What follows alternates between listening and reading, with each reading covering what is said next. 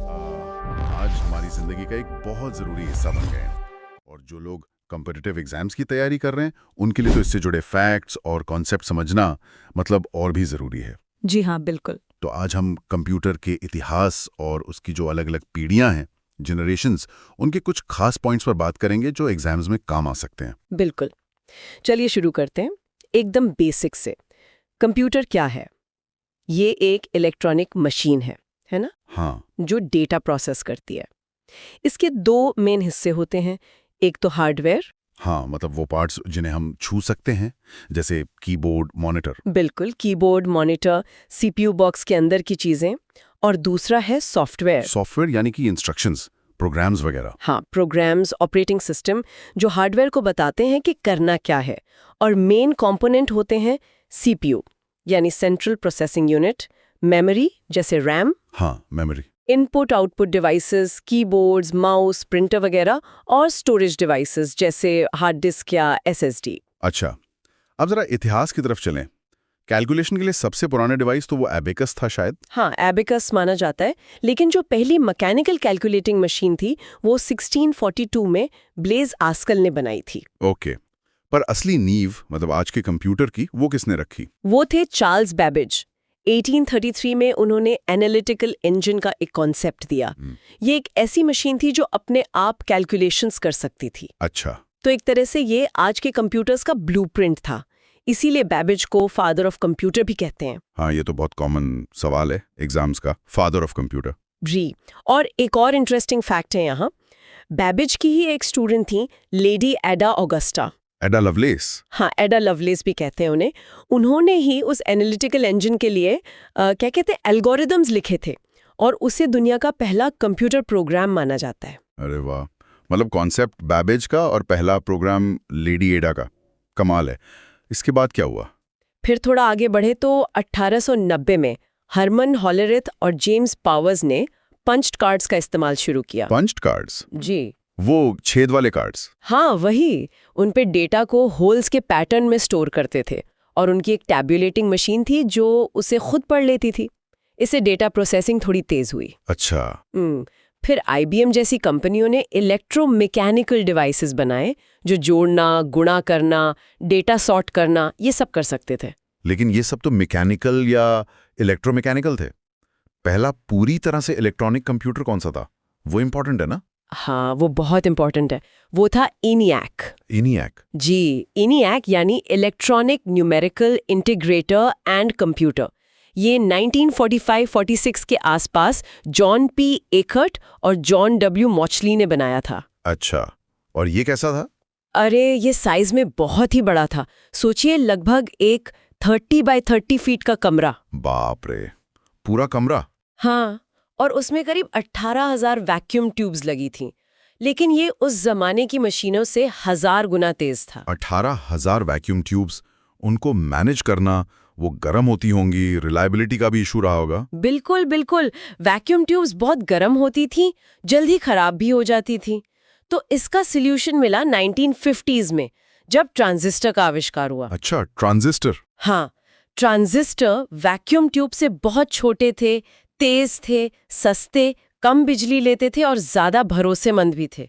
और इसी टाइम पर डेटा स्टोर करने के लिए मैग्नेटिक कोर मेमोरी का भी इस्तेमाल शुरू हुआ। तो ट्रांजिस्टर ने कंप्यूटर को थोड़ा प्रैक्टिकल बनाया। हाँ, कह सकते हैं। और फिर 1980s आते आते सेमीकंडक्टर चिप्स बनने लगी, जो आज की मॉडर्न इलेक्ट्रॉनिक्स का आधार है। चलिए, ये तो इतिहास की बात हुई। अब जरा कंप्यूटर की जनरेशन्स मतलब पीढ़ियों को समझते हैं। हर पीढ़ी में टेक्नोलॉजी बदली है ना? जी हाँ। तो पहली पीढ़ी, फर्स्ट जनरेशन, ये करीब 1940 से 1956 तक मानी जाती है। इसका मेन कंपोनेंट था वैक्यूम ट्यूब्स। अच्छा, वही ENIC वाली टेक्नोलॉजी। हाँ, और जैसा हमने बात की, ये कंप्यूटर बहुत बड़े, महंगे थे और गर्मी भी बहुत पैदा करते थे। ENI, UNIVAC इसके उदाहरण हैं। ठीक है, फिर आई दूसरी पीढ़ी, सेकंड जनरेशन, 1957 से 63 तक। जी। इसमें वैक्यूम ट्यूब्स की जगह ले ली ट्रांजिस्टर ने। ओके, तो इससे क्या फर्क पड़ा? सीधा सा फर्क था, कंप्यूटर छोटे हो गए, सस्ते हो गए, तेज चले, बिजली कम खाने लगे और ज्यादा भरोसेमंद भी हो गए। IBM 700 सीरीज इसका एक उदाहरण है। और इसी दौर में फॉर्ट्रेन, कोबल जैसी प्रोग्रामिंग लैंग्वेजेस भी आईं। अच्छा, फिर तीसरी पीढ़ी, थर्ड जनरेशन, 1965 से 71, इसमें क्या खास था? इसमें आया इंटीग्रेटेड सर्किट यानी आईसी। आईसीज, हाँ। इसमें क्या हुआ कि एक छोटी सी सिलिकॉन चिप पर बहुत सारे ट्रांजिस्टर और दूसरे कंपोनेंट एक साथ बना दिए गए। तो कंप्यूटर और छोटे और तेज हो गए होंगे? बिल्कुल। और भी छोटे, तेज और सस्ते। IBM 360 इसका एक फेमस उदाहरण है। और हाँ, एक और एग्जाम पॉइंट यहीं पर है। इसी दौर में 1964 में दुनिया का पहला सुपर कंप्यूटर आया था, CDC 6600। ओ, पहला सुपर कंप्यूटर। जी CDC 6600। जी ये याद रखना होगा। जी और चौथी पीढ़ी, फोर्थ जनरेशन, जी। जो 1971 से अब तक चल रही है। इसका मेन कंपोनेंट है माइक्रो प्रोसेसर, मतलब एक ही चिप पर पूरा का पूरा CPU, अच्छा। यानी LSI और VLSI टेक्नोलॉजी। हाँ, लार्ज स्केल इंटीग्रेशन LSI और very large scale integration VLSI। जी। इसी की वजह से पर्सनल कंप्यूटर, लैपटॉप, स्मार्टफोन ये सब बन पाए। एप्पल मैकिन्टॉश, IBM PC ये सब इसी पीढ़ी के हैं। तो हम सब अभी एक तरह से चौथी पीढ़ी के डिवाइस ज्यादातर इस्तेमाल कर रहे हैं। जी। और पांचवी पीढ़ी, फिफ्थ जनरेशन, ये है वर्तमान और भविष्य की पीढ़ी। इसमें मेन फोकस है आर्टिफिशियल इंटेलिजेंस यानी AI। हाँ, मतलब मशीनों को इंसान की तरह सोचने और सीखने की क्षमता देना। साथ ही ultra large scale integration ULSI technology, quantum computing, optical fibre जैसे कॉन्सेप्ट्स भी इसी से जुड़े हैं। ये कंप्यूटर्स को और भी ज्यादा पावरफुल और इंटेलिजेंट बनाने की तरफ एक कदम है। भविष्य तो AI का ही लग रहा है। अच्छा, कुछ और फैक्ट्स जो एग्जाम्स के लिए जरूरी हो सकते हैं, जल्दी से रिवाइज कर लें। हाँ, कुछ पॉइंट्स हैं जो अक्सर पूछे जाते हैं, जैसे कंप्यूटर साक्षरता दिवस, कंप्यूटर लिटरेसी डे कब होता है? 2 दिसंबर। बिल्कुल, 2 दिसंबर। और भारत में बना पहला कंप्यूटर कौन सा था? सिद्धार्थ। हाँ, सिद्धार्थ। इसे इलेक्ट्रॉनिक्स कॉर्पोरेशन ऑफ इंडिया ने बनाया था। और भारत में पहला कंप्यूटर लगा कहाँ था? वो लगा था बैंगलोर के मेन पोस्ट ऑफिस में 1986 में। बैंगलोर, ठीक है, ये पॉइंट जरूरी है। जी हाँ। तो हमने आज देखा कि कैसे एबेकस से शुरू होकर AI तक का ये सफर रहा है। चार्ल्स बैबेज का योगदान, फिर ईनाक जैसी शुरुआती मशीनें। हाँ, फिर वैक्यूम ट्यूब से ट्रांजिस्टर, फिर आईसीज और फिर माइक्रो प्रोसेसर तक का विकास। और साथ ही हमने पांचों जनरेशंस और कुछ जरूरी एग्जाम फैक्ट्स को भी समझा। बिल्कुल, ये सारी जानकारी एग्जाम के नजरिए से काफी इंपॉर्टेंट है। हर पीढ़ी की जो मेन टेक्नोलॉजी है और उसका क्या असर हुआ, ये याद रखना जरूरी है। सही कहा।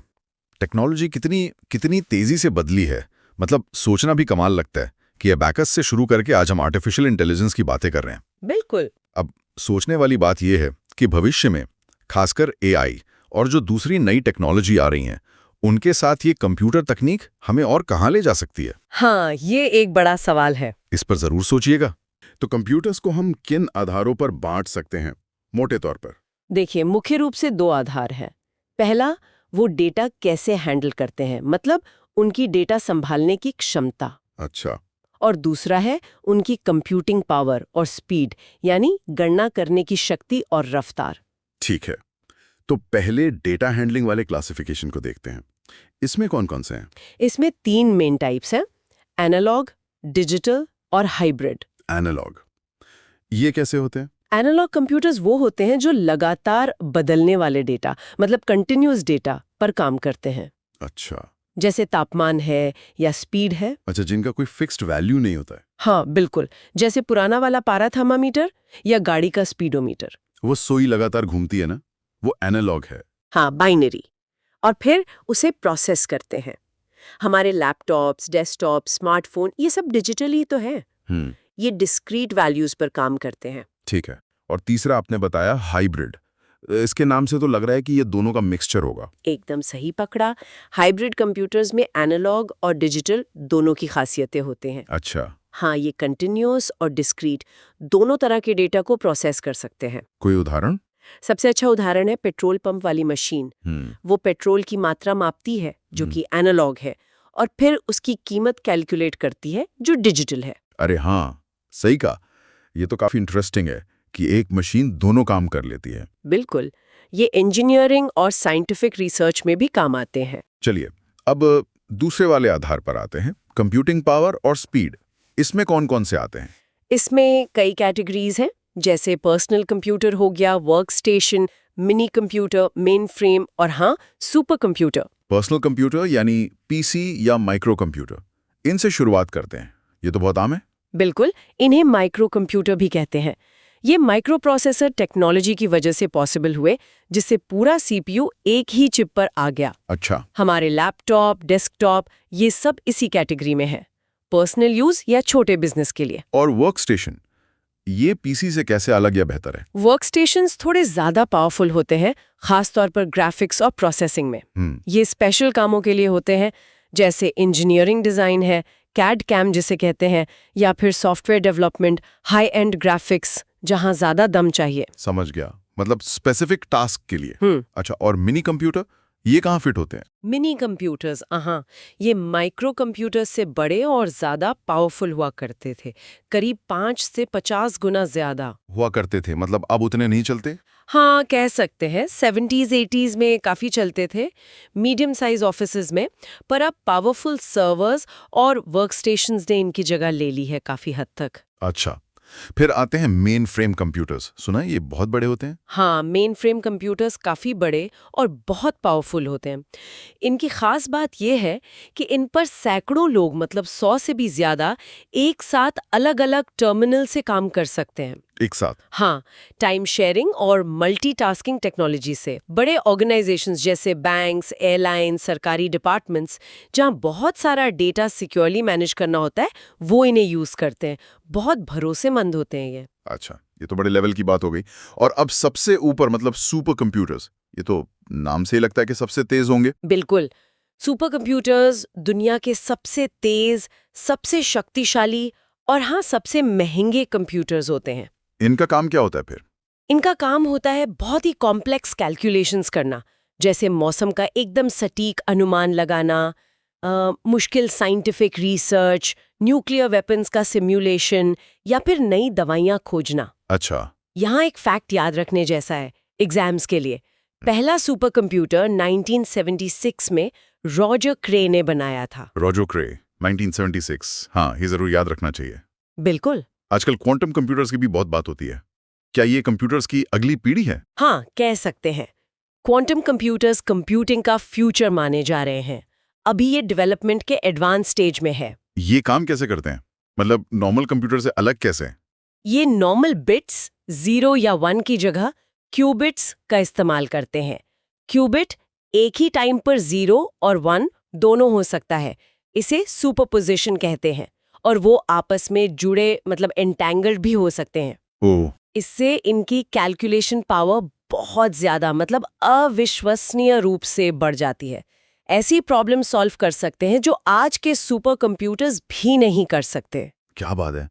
तो हमने आज कई तरह के कंप्यूटर देखे, डेटा हैंडलिंग के आधार पर एनालॉग, डिजिटल, हाइब्रिड। हाँ, और पावर और स्पीड के आधार पर personal computer, workstation, mini computer, main frame, super computer. और भविष्य के क्वांटम कंप्यूटर भी। ये क्लासिफिकेशन समझना कॉम्पिटिटिव एग्जाम्स के लिए वाकई जरूरी है। बिल्कुल, हर टाइप की अपनी जगह है, अपना यूज है, और सबने मिलकर टेक्नोलॉजी को यहाँ तक पहुँचाया है। सच में।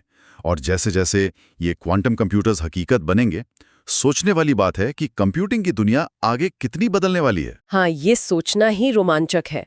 और ये भी कि इन सभी अलग अलग तरह के कंप्यूटरों ने हमारी रोज की जिंदगी पे कितना गहरा असर डाला है। बिल्कुल। ये जानना बहुत जरूरी है कि कंप्यूटर असल में काम कैसे करता है। मतलब अंदर क्या चल रहा होता है।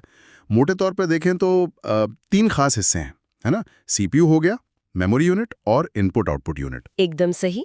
और 2 मेन भाग भी कह सकते हैं, हार्डवेयर यानी जिससे छू सकते हैं, और सॉफ्टवेयर जो निर्देश देता है। हाँ, तो आज इसी बुनियाद को पकड़ते हैं।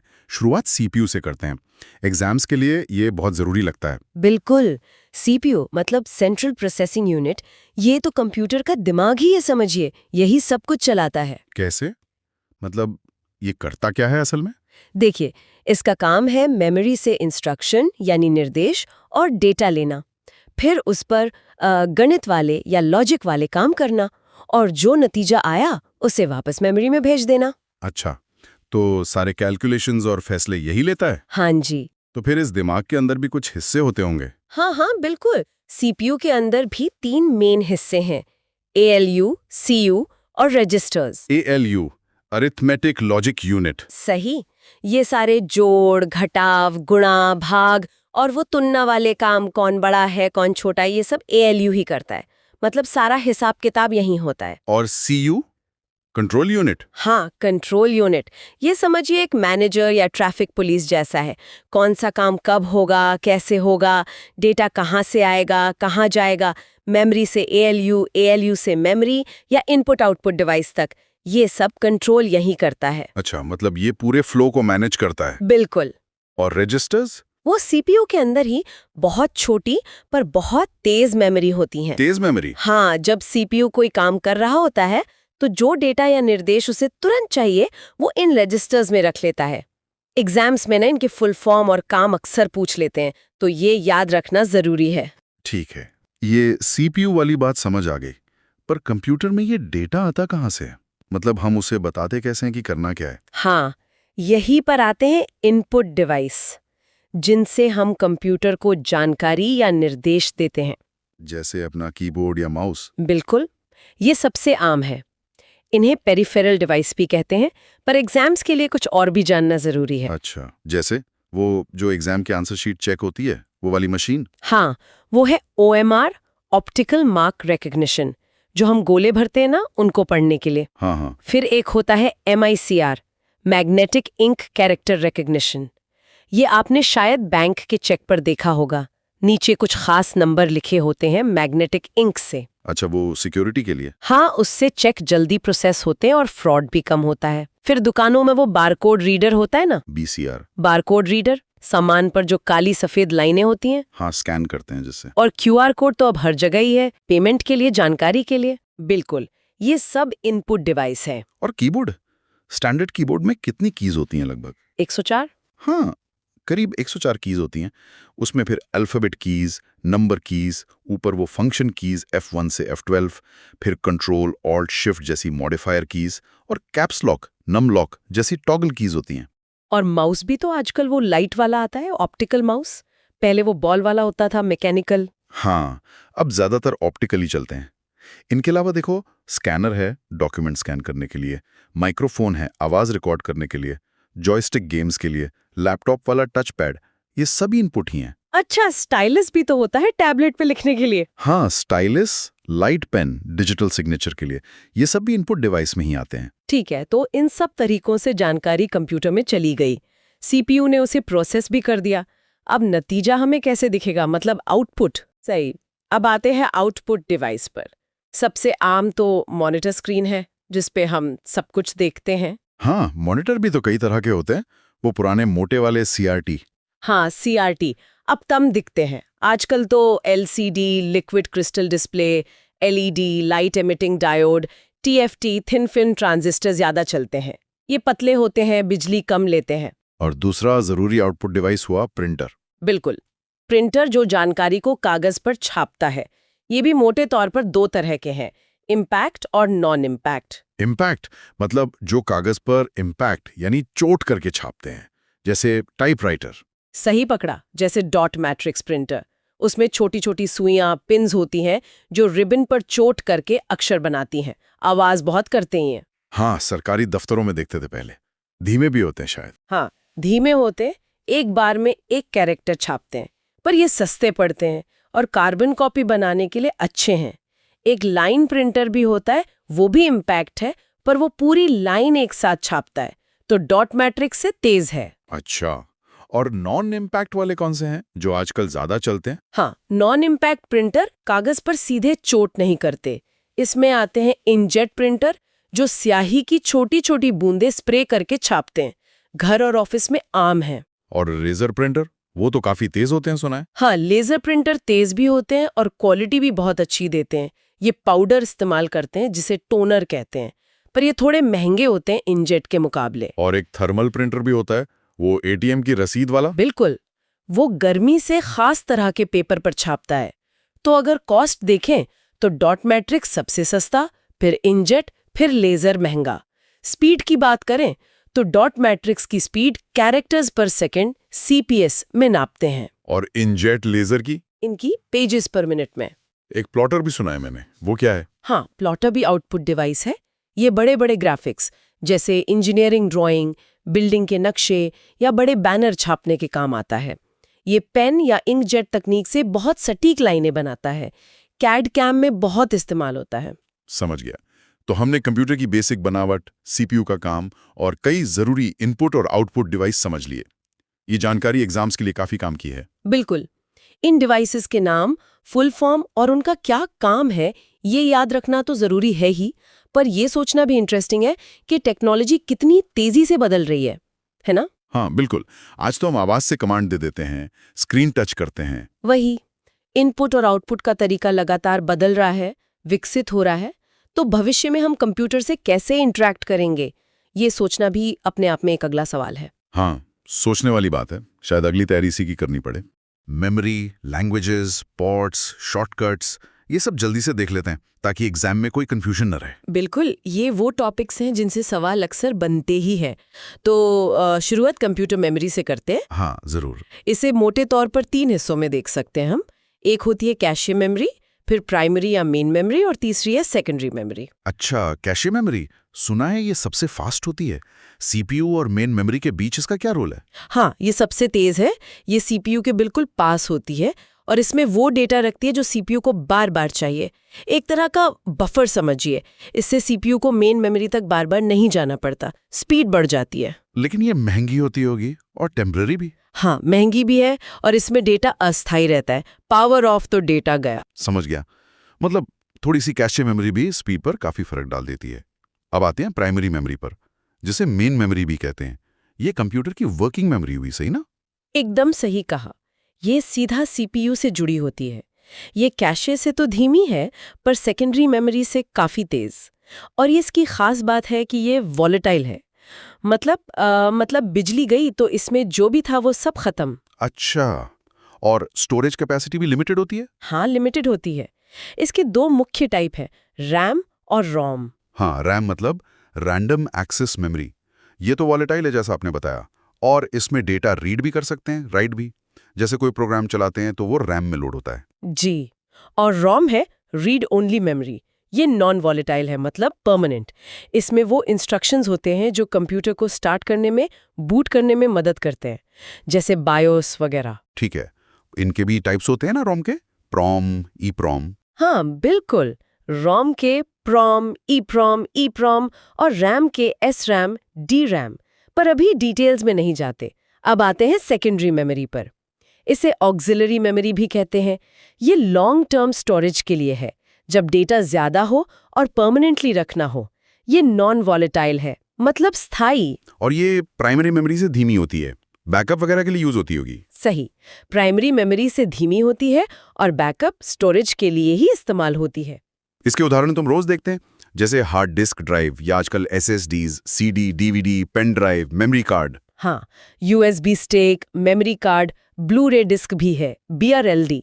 और फ्लैश मेमोरी, जो पेन ड्राइव या एसएसडी में यूज होती है, वो भी इसी में आती है। ये इलेक्ट्रॉनिक और नॉन वॉलेटाइल स्टोरेज है। अच्छा, एक और टर्म सुना है, वर्चुअल मेमोरी। वो क्या चीज है? हाँ, वर्चुअल मेमोरी। देखिए, जब रैम कम पड़ जाती है ना, तो ऑपरेटिंग सिस्टम क्या करता है, हार्ड डिस्क का थोड़ा सा स्पेस उधार ले लेता है और उसे अस्थायी रैम की तरह इस्तेमाल करता है। बस उसी को वर्चुअल मेमोरी कहते हैं। ओके, मेमोरी की बात हो रही है तो यूनिट्स भी जरूरी हैं। बिल्कुल। सबसे छोटी इकाई तो बिट है, 0 या 1। बिल्कुल। और 4 बिट्स मिलकर बनता है 1 निबल, और 8 बिट्स से बनता है 1 बाइट। ये बेसिक यूनिट्स हैं। एग्जाम्स में अक्सर केबी, एमबी, जीबी, टीबी, इनके बीच का रिलेशन पूछते हैं। हाँ, और ये याद रखना जरूरी है कि 1 KB मतलब 1024 बाइट्स होता है, 1000 नहीं। अच्छा, हाँ, ये पावर ऑफ 2 वाला चक्कर। हाँ, तो 1 MB is equal to 1024 KB, 1 GB is equal to 1024 MB और 1 TB is equal to 1024 GB। जी। पेटाबाइट भी होता है इसके बाद। तो अगर मैं पूछूं 1 GB में कितने MB? 1024 MB। सही। अब मेमोरी यूनिट्स के बाद उस चीज की बात करते हैं जो ये सब प्रोसेस करता है, माइक्रो प्रोसेसर। हाँ, माइक्रो प्रोसेसर। आसान भाषा में कहें तो ये एक सिंगल चिप पर बना हुआ पूरा सीपीयू है, कंप्यूटर का दिमाग। सारे कैलकुलेशन, सारे इंस्ट्रक्शंस यही प्रोसेस करता है। ठीक है। अब कंप्यूटर लैंग्वेजेस पर आएं। इनकी भी जनरेशंस होती है ना, फर्स्ट से फिफ्थ तक। हाँ, संक्षेप में देखें तो फर्स्ट जेन थी मशीन लैंग्वेज, सिर्फ जीरोज और वंस। कंप्यूटर सीधा समझता था, पर इंसानों के लिए बहुत मुश्किल। सेकेंड जेन आई असेंबली लैंग्वेज। इसमें कुछ सिंबल्स यूज हुए जैसे एडी, सब, मशीन से थोड़ी आसान। और फिर थर्ड जेन में हाई लेवल लैंग्वेजेस हाँ, जैसे C++, जावा। C++, जावा, इनमें इंग्लिश जैसे शब्द यूज होते हैं। फिर फोर्थ जेन आई जो डेटाबेस से बात करने के लिए बनी जैसे SQL। और फिफ्थ जेन आजकल AI वगैरह में यूज हो रही हैं, प्रोलॉग जैसी लैंग्वेजेस। ओके। अब कंप्यूटर से बाहर की डिवाइस कैसे जुड़ती हैं? पोर्ट से, कीबोर्ड, माउस, प्रिंटर वगैरह। बिल्कुल, ये कनेक्शन पॉइंट्स होते हैं। कुछ मेन पोर्ट्स की बात करें तो सीरियल पोर्ट पुराने माउस मॉडेम के लिए, पैरेलल पोर्ट पुराने प्रिंटर स्कैनर के लिए, USB पोर्ट तो आजकल सबसे कॉमन है ना? बिल्कुल। लगभग हर डिवाइस इसी से जुड़ती है। हाँ, बिल्कुल। फिर फायरवायर तेज डेटा ट्रांसफर के लिए, खासकर वीडियो इक्विपमेंट में, और ईथरनेट पोर्ट वो नेटवर्क या इंटरनेट केबल लगाने के लिए। ठीक है, चलिए कुछ और बेसिक टर्म्स फटाफट देख लेते हैं। हार्डवेयर, फिजिकल पार्ट्स जिन्हें छू सकते हैं, सॉफ्टवेयर, प्रोग्राम्स का सेट जो हार्डवेयर को चलाते हैं, डेटा, कच्चे फैक्ट्स, आंकड़े, ऑपरेटिंग सिस्टम, यूजर और हार्डवेयर के बीच का इंटरफेस जैसे Windows, Linux, database organized data का कलेक्शन और फाइल एक्सप्लोरर। विंडोज में होता है। हाँ, फाइलों को मैनेज करने का टूल। 2 पैनल्स होते हैं उसमें अक्सर। जी, ये बेसिक टर्म्स क्लियर होना जरूरी है। अब आते हैं एक बहुत इंपॉर्टेंट सेक्शन पर, कीबोर्ड शॉर्टकट्स। इनसे एग्जाम में सवाल पक्का आता है। हाँ, ये तो बहुत काम के हैं। कुछ सबसे कॉमन और जरूरी वाले याद रखते हैं, जैसे Ctrl+A, सिलेक्ट ऑल, सब कुछ सिलेक्ट करने के लिए, Ctrl+C, copy, Ctrl+V, paste, Ctrl+X, cut, Ctrl+Z, undo, पिछली गलती सुधारने के लिए, और Ctrl+Y, रीडू, अंडू को वापस लाने के लिए, Ctrl+S, सेव, ये तो बहुत जरूरी है, Ctrl+P, print, Ctrl+N, new document या विंडो खोलने के लिए, और Ctrl+O, ओपन फाइल। और F7 वो स्पेलिंग चेक के लिए ना, हाँ, बिल्कुल।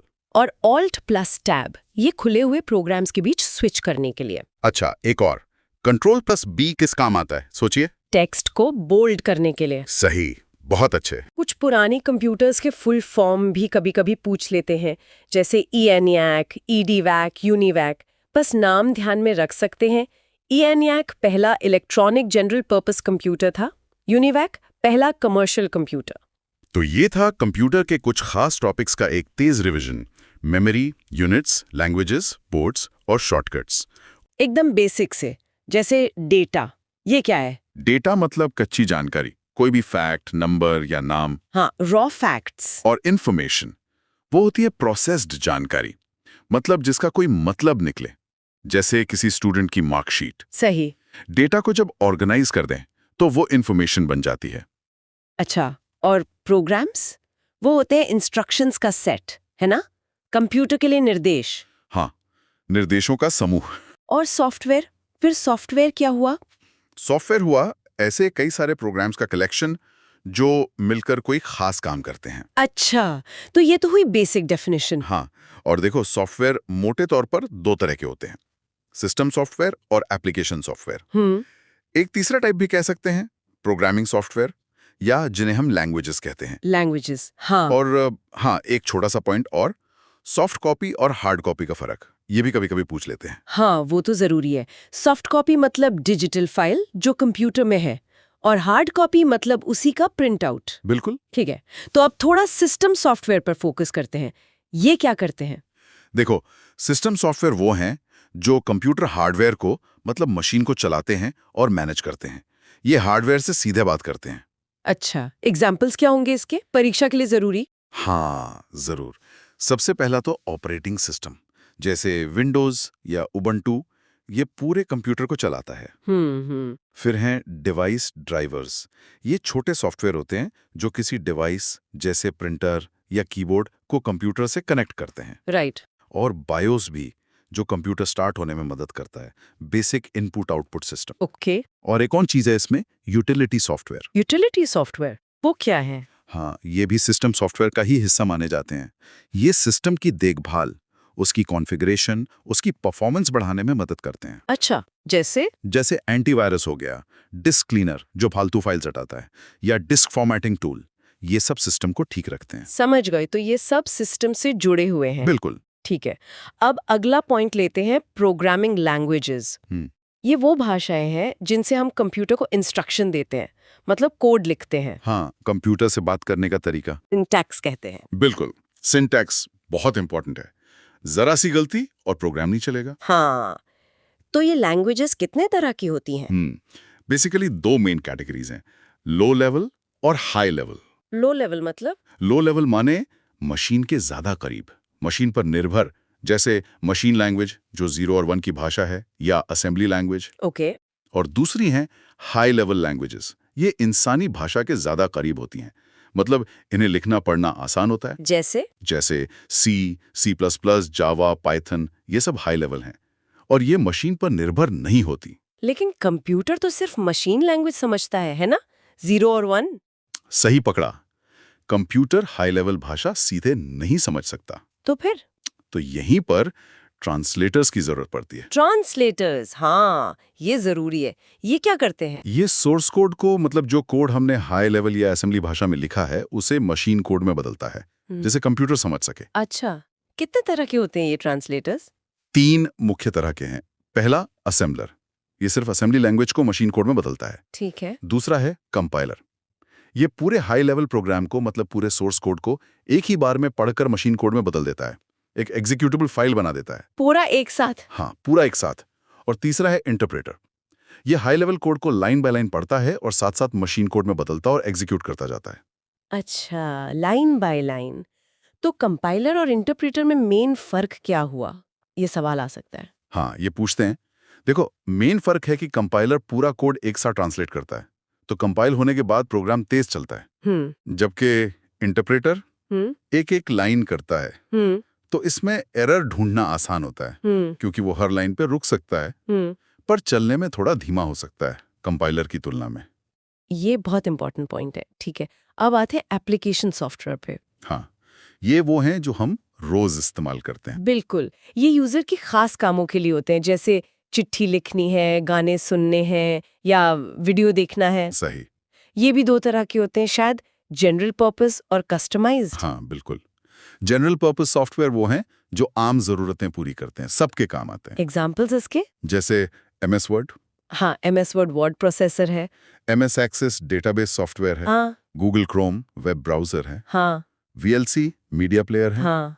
MS पावरपॉइंट प्रेजेंटेशन के लिए। MS Excel? स्प्रेडशीट के लिए। हाँ। ये सब जनरल पर्पस हैं। ठीक है, और कस्टमाइज्ड वाले? कस्टमाइज सॉफ्टवेयर वो होते हैं जो किसी खास जरूरत के लिए, किसी खास संस्था या यूजर के लिए बनाए जाते हैं, जैसे रेलवे की बुकिंग वेबसाइट या किसी स्कूल का मैनेजमेंट सॉफ्टवेयर।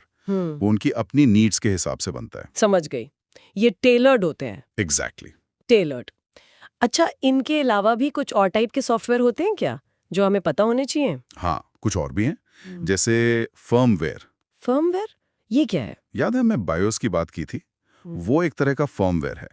ये सॉफ्टवेयर हार्डवेयर के साथ ही आता है और उसकी रोम, मतलब रीड ओनली मेमोरी में परमानेंटली स्टोर रहता है। इसे बदला नहीं जा सकता आसानी से। ओह, ओके, हार्डवेयर में एम्बेडेड। हाँ। फिर है फ्रीवेयर।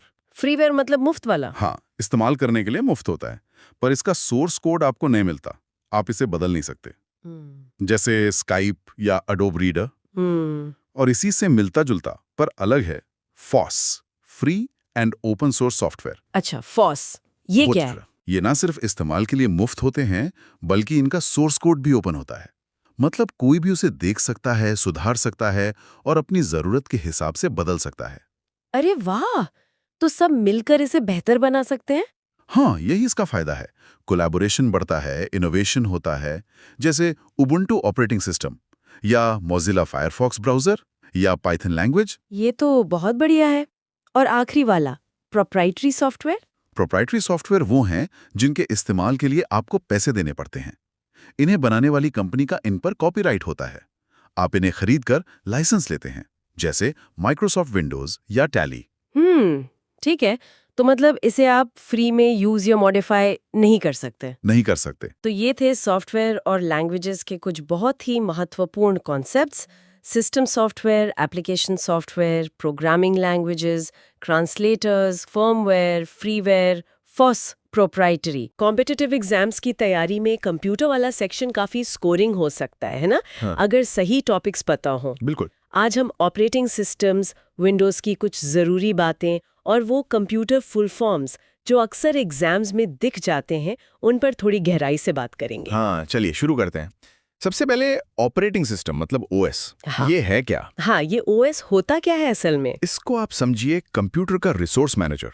रिसोर्स मैनेजर मतलब ये कि कंप्यूटर के जितने भी हिस्से हैं, हार्डवेयर जैसे सीपीयू, रैम, कीबोर्ड, माउस और जितने भी सॉफ्टवेयर एप्लीकेशन हैं, उन सब के बीच में तालमेल बिठाता है, सबको मैनेज करता है। अच्छा, जैसे विंडोज या एंड्रॉयड। हाँ बिल्कुल, विंडोज, एंड्रॉयड, मैकओएस, लिनक्स, ये सब ओएस के ही उदाहरण हैं। ठीक है, तो ये ओएस ही है जो पर्दे के पीछे सब कुछ संभाल रहा है। हाँ। इसके मेन काम क्या है जो एग्जाम्स के लिए पता होनी चाहिए? हाँ, ये जानना जरूरी है। देखिए, पहला काम प्रोसेस मैनेजमेंट, ओके। कौन सा प्रोग्राम कब चलेगा, कैसे चलेगा। हाँ। फिर मेमोरी मैनेजमेंट, मतलब रैम का सही इस्तेमाल कैसे हो। Device management, printer, pen drive, इन सबको संभालना। फाइल मैनेजमेंट, आपकी सारी फाइल्स को ऑर्गेनाइज करना। और हाँ, सिक्योरिटी भी, ये सब ओएस की ही जिम्मेदारी है, समझिए। अच्छा, ये सब काम ओएस करता है और हम कंप्यूटर से इंटरैक्ट कैसे करते हैं? मतलब ओएस से जुड़ने के तरीके, ये इंटरफेस वाली बात क्या है? जरूर, देखिए, इंटरफेस मतलब ओएस को इस्तेमाल करने का तरीका। शुरू में था command based interface. Command based मतलब टाइपिंग वाला? हाँ बिल्कुल, कीबोर्ड से कमांड टाइप करने पड़ते थे, जैसे MS DOS या यूनिक्स में होता था। फिर आया GUI, ग्राफिकल यूजर इंटरफेस। इसमें स्क्रीन पर आइकन्स दिखने लगे, मेन्यू आ गए, माउस का इस्तेमाल शुरू हुआ। हाँ हाँ, जैसे विंडोज। हाँ, ये तो बहुत कॉमन है आजकल। सही कहा, विंडोज, उबुंटू, ये सब GUI के ही उदाहरण हैं। इसने कंप्यूटर चलाना बहुत आसान बना दिया। और आजकल तो टच बेस्ड भी है ना, जैसे फोन और टैबलेट पर। बिल्कुल, एंड्रॉयड, iOS ये टच बेस्ड हैं, और अब तो वॉइस बेस्ड भी आ गए हैं। अरे हाँ, सिरी, ओके गूगल, कॉर्टाना, आवाज से ही कमांड दे दो। टेक्नोलॉजी कहाँ से कहाँ पहुंच गई है। सही में। अच्छा, अब ओएस के प्रकारों पर आते हैं। इनसे जुड़े सवाल भी बनते हैं एग्जाम्स में। हाँ बिल्कुल, एक होता है बैच ओएस। इसमें क्या होता है कि एक जैसे बहुत सारे काम, जिन्हें जॉब्स कहते हैं, उनका एक ग्रुप मतलब बैच बना दिया जाता है। बैच जैसे मान लीजिए किसी कंपनी का पेरोल सिस्टम है, सैलरी बनानी है, तो सारे एम्प्लॉइज का डेटा एक साथ प्रोसेस कर दिया। इसमें यूजर का सीधा इंटरेक्शन नहीं होता ज्यादा। अच्छा, और वो रियल टाइम ओएस, वो कहाँ काम आता है? रियल टाइम ओएस की जरूरत वहां पड़ती है जहां रिस्पॉन्स टाइम बहुत क्रिटिकल होता है, मतलब 1 सेकंड की देरी भी नहीं चल सकती। जैसे? कोई उदाहरण सोचिए, एयर ट्रैफिक कंट्रोल सिस्टम, या किसी फैक्ट्री में रोबोटिक आर्म्स का कंट्रोल, या फिर गाड़ी का एयर बैग सिस्टम, या तुरंत एक्शन चाहिए।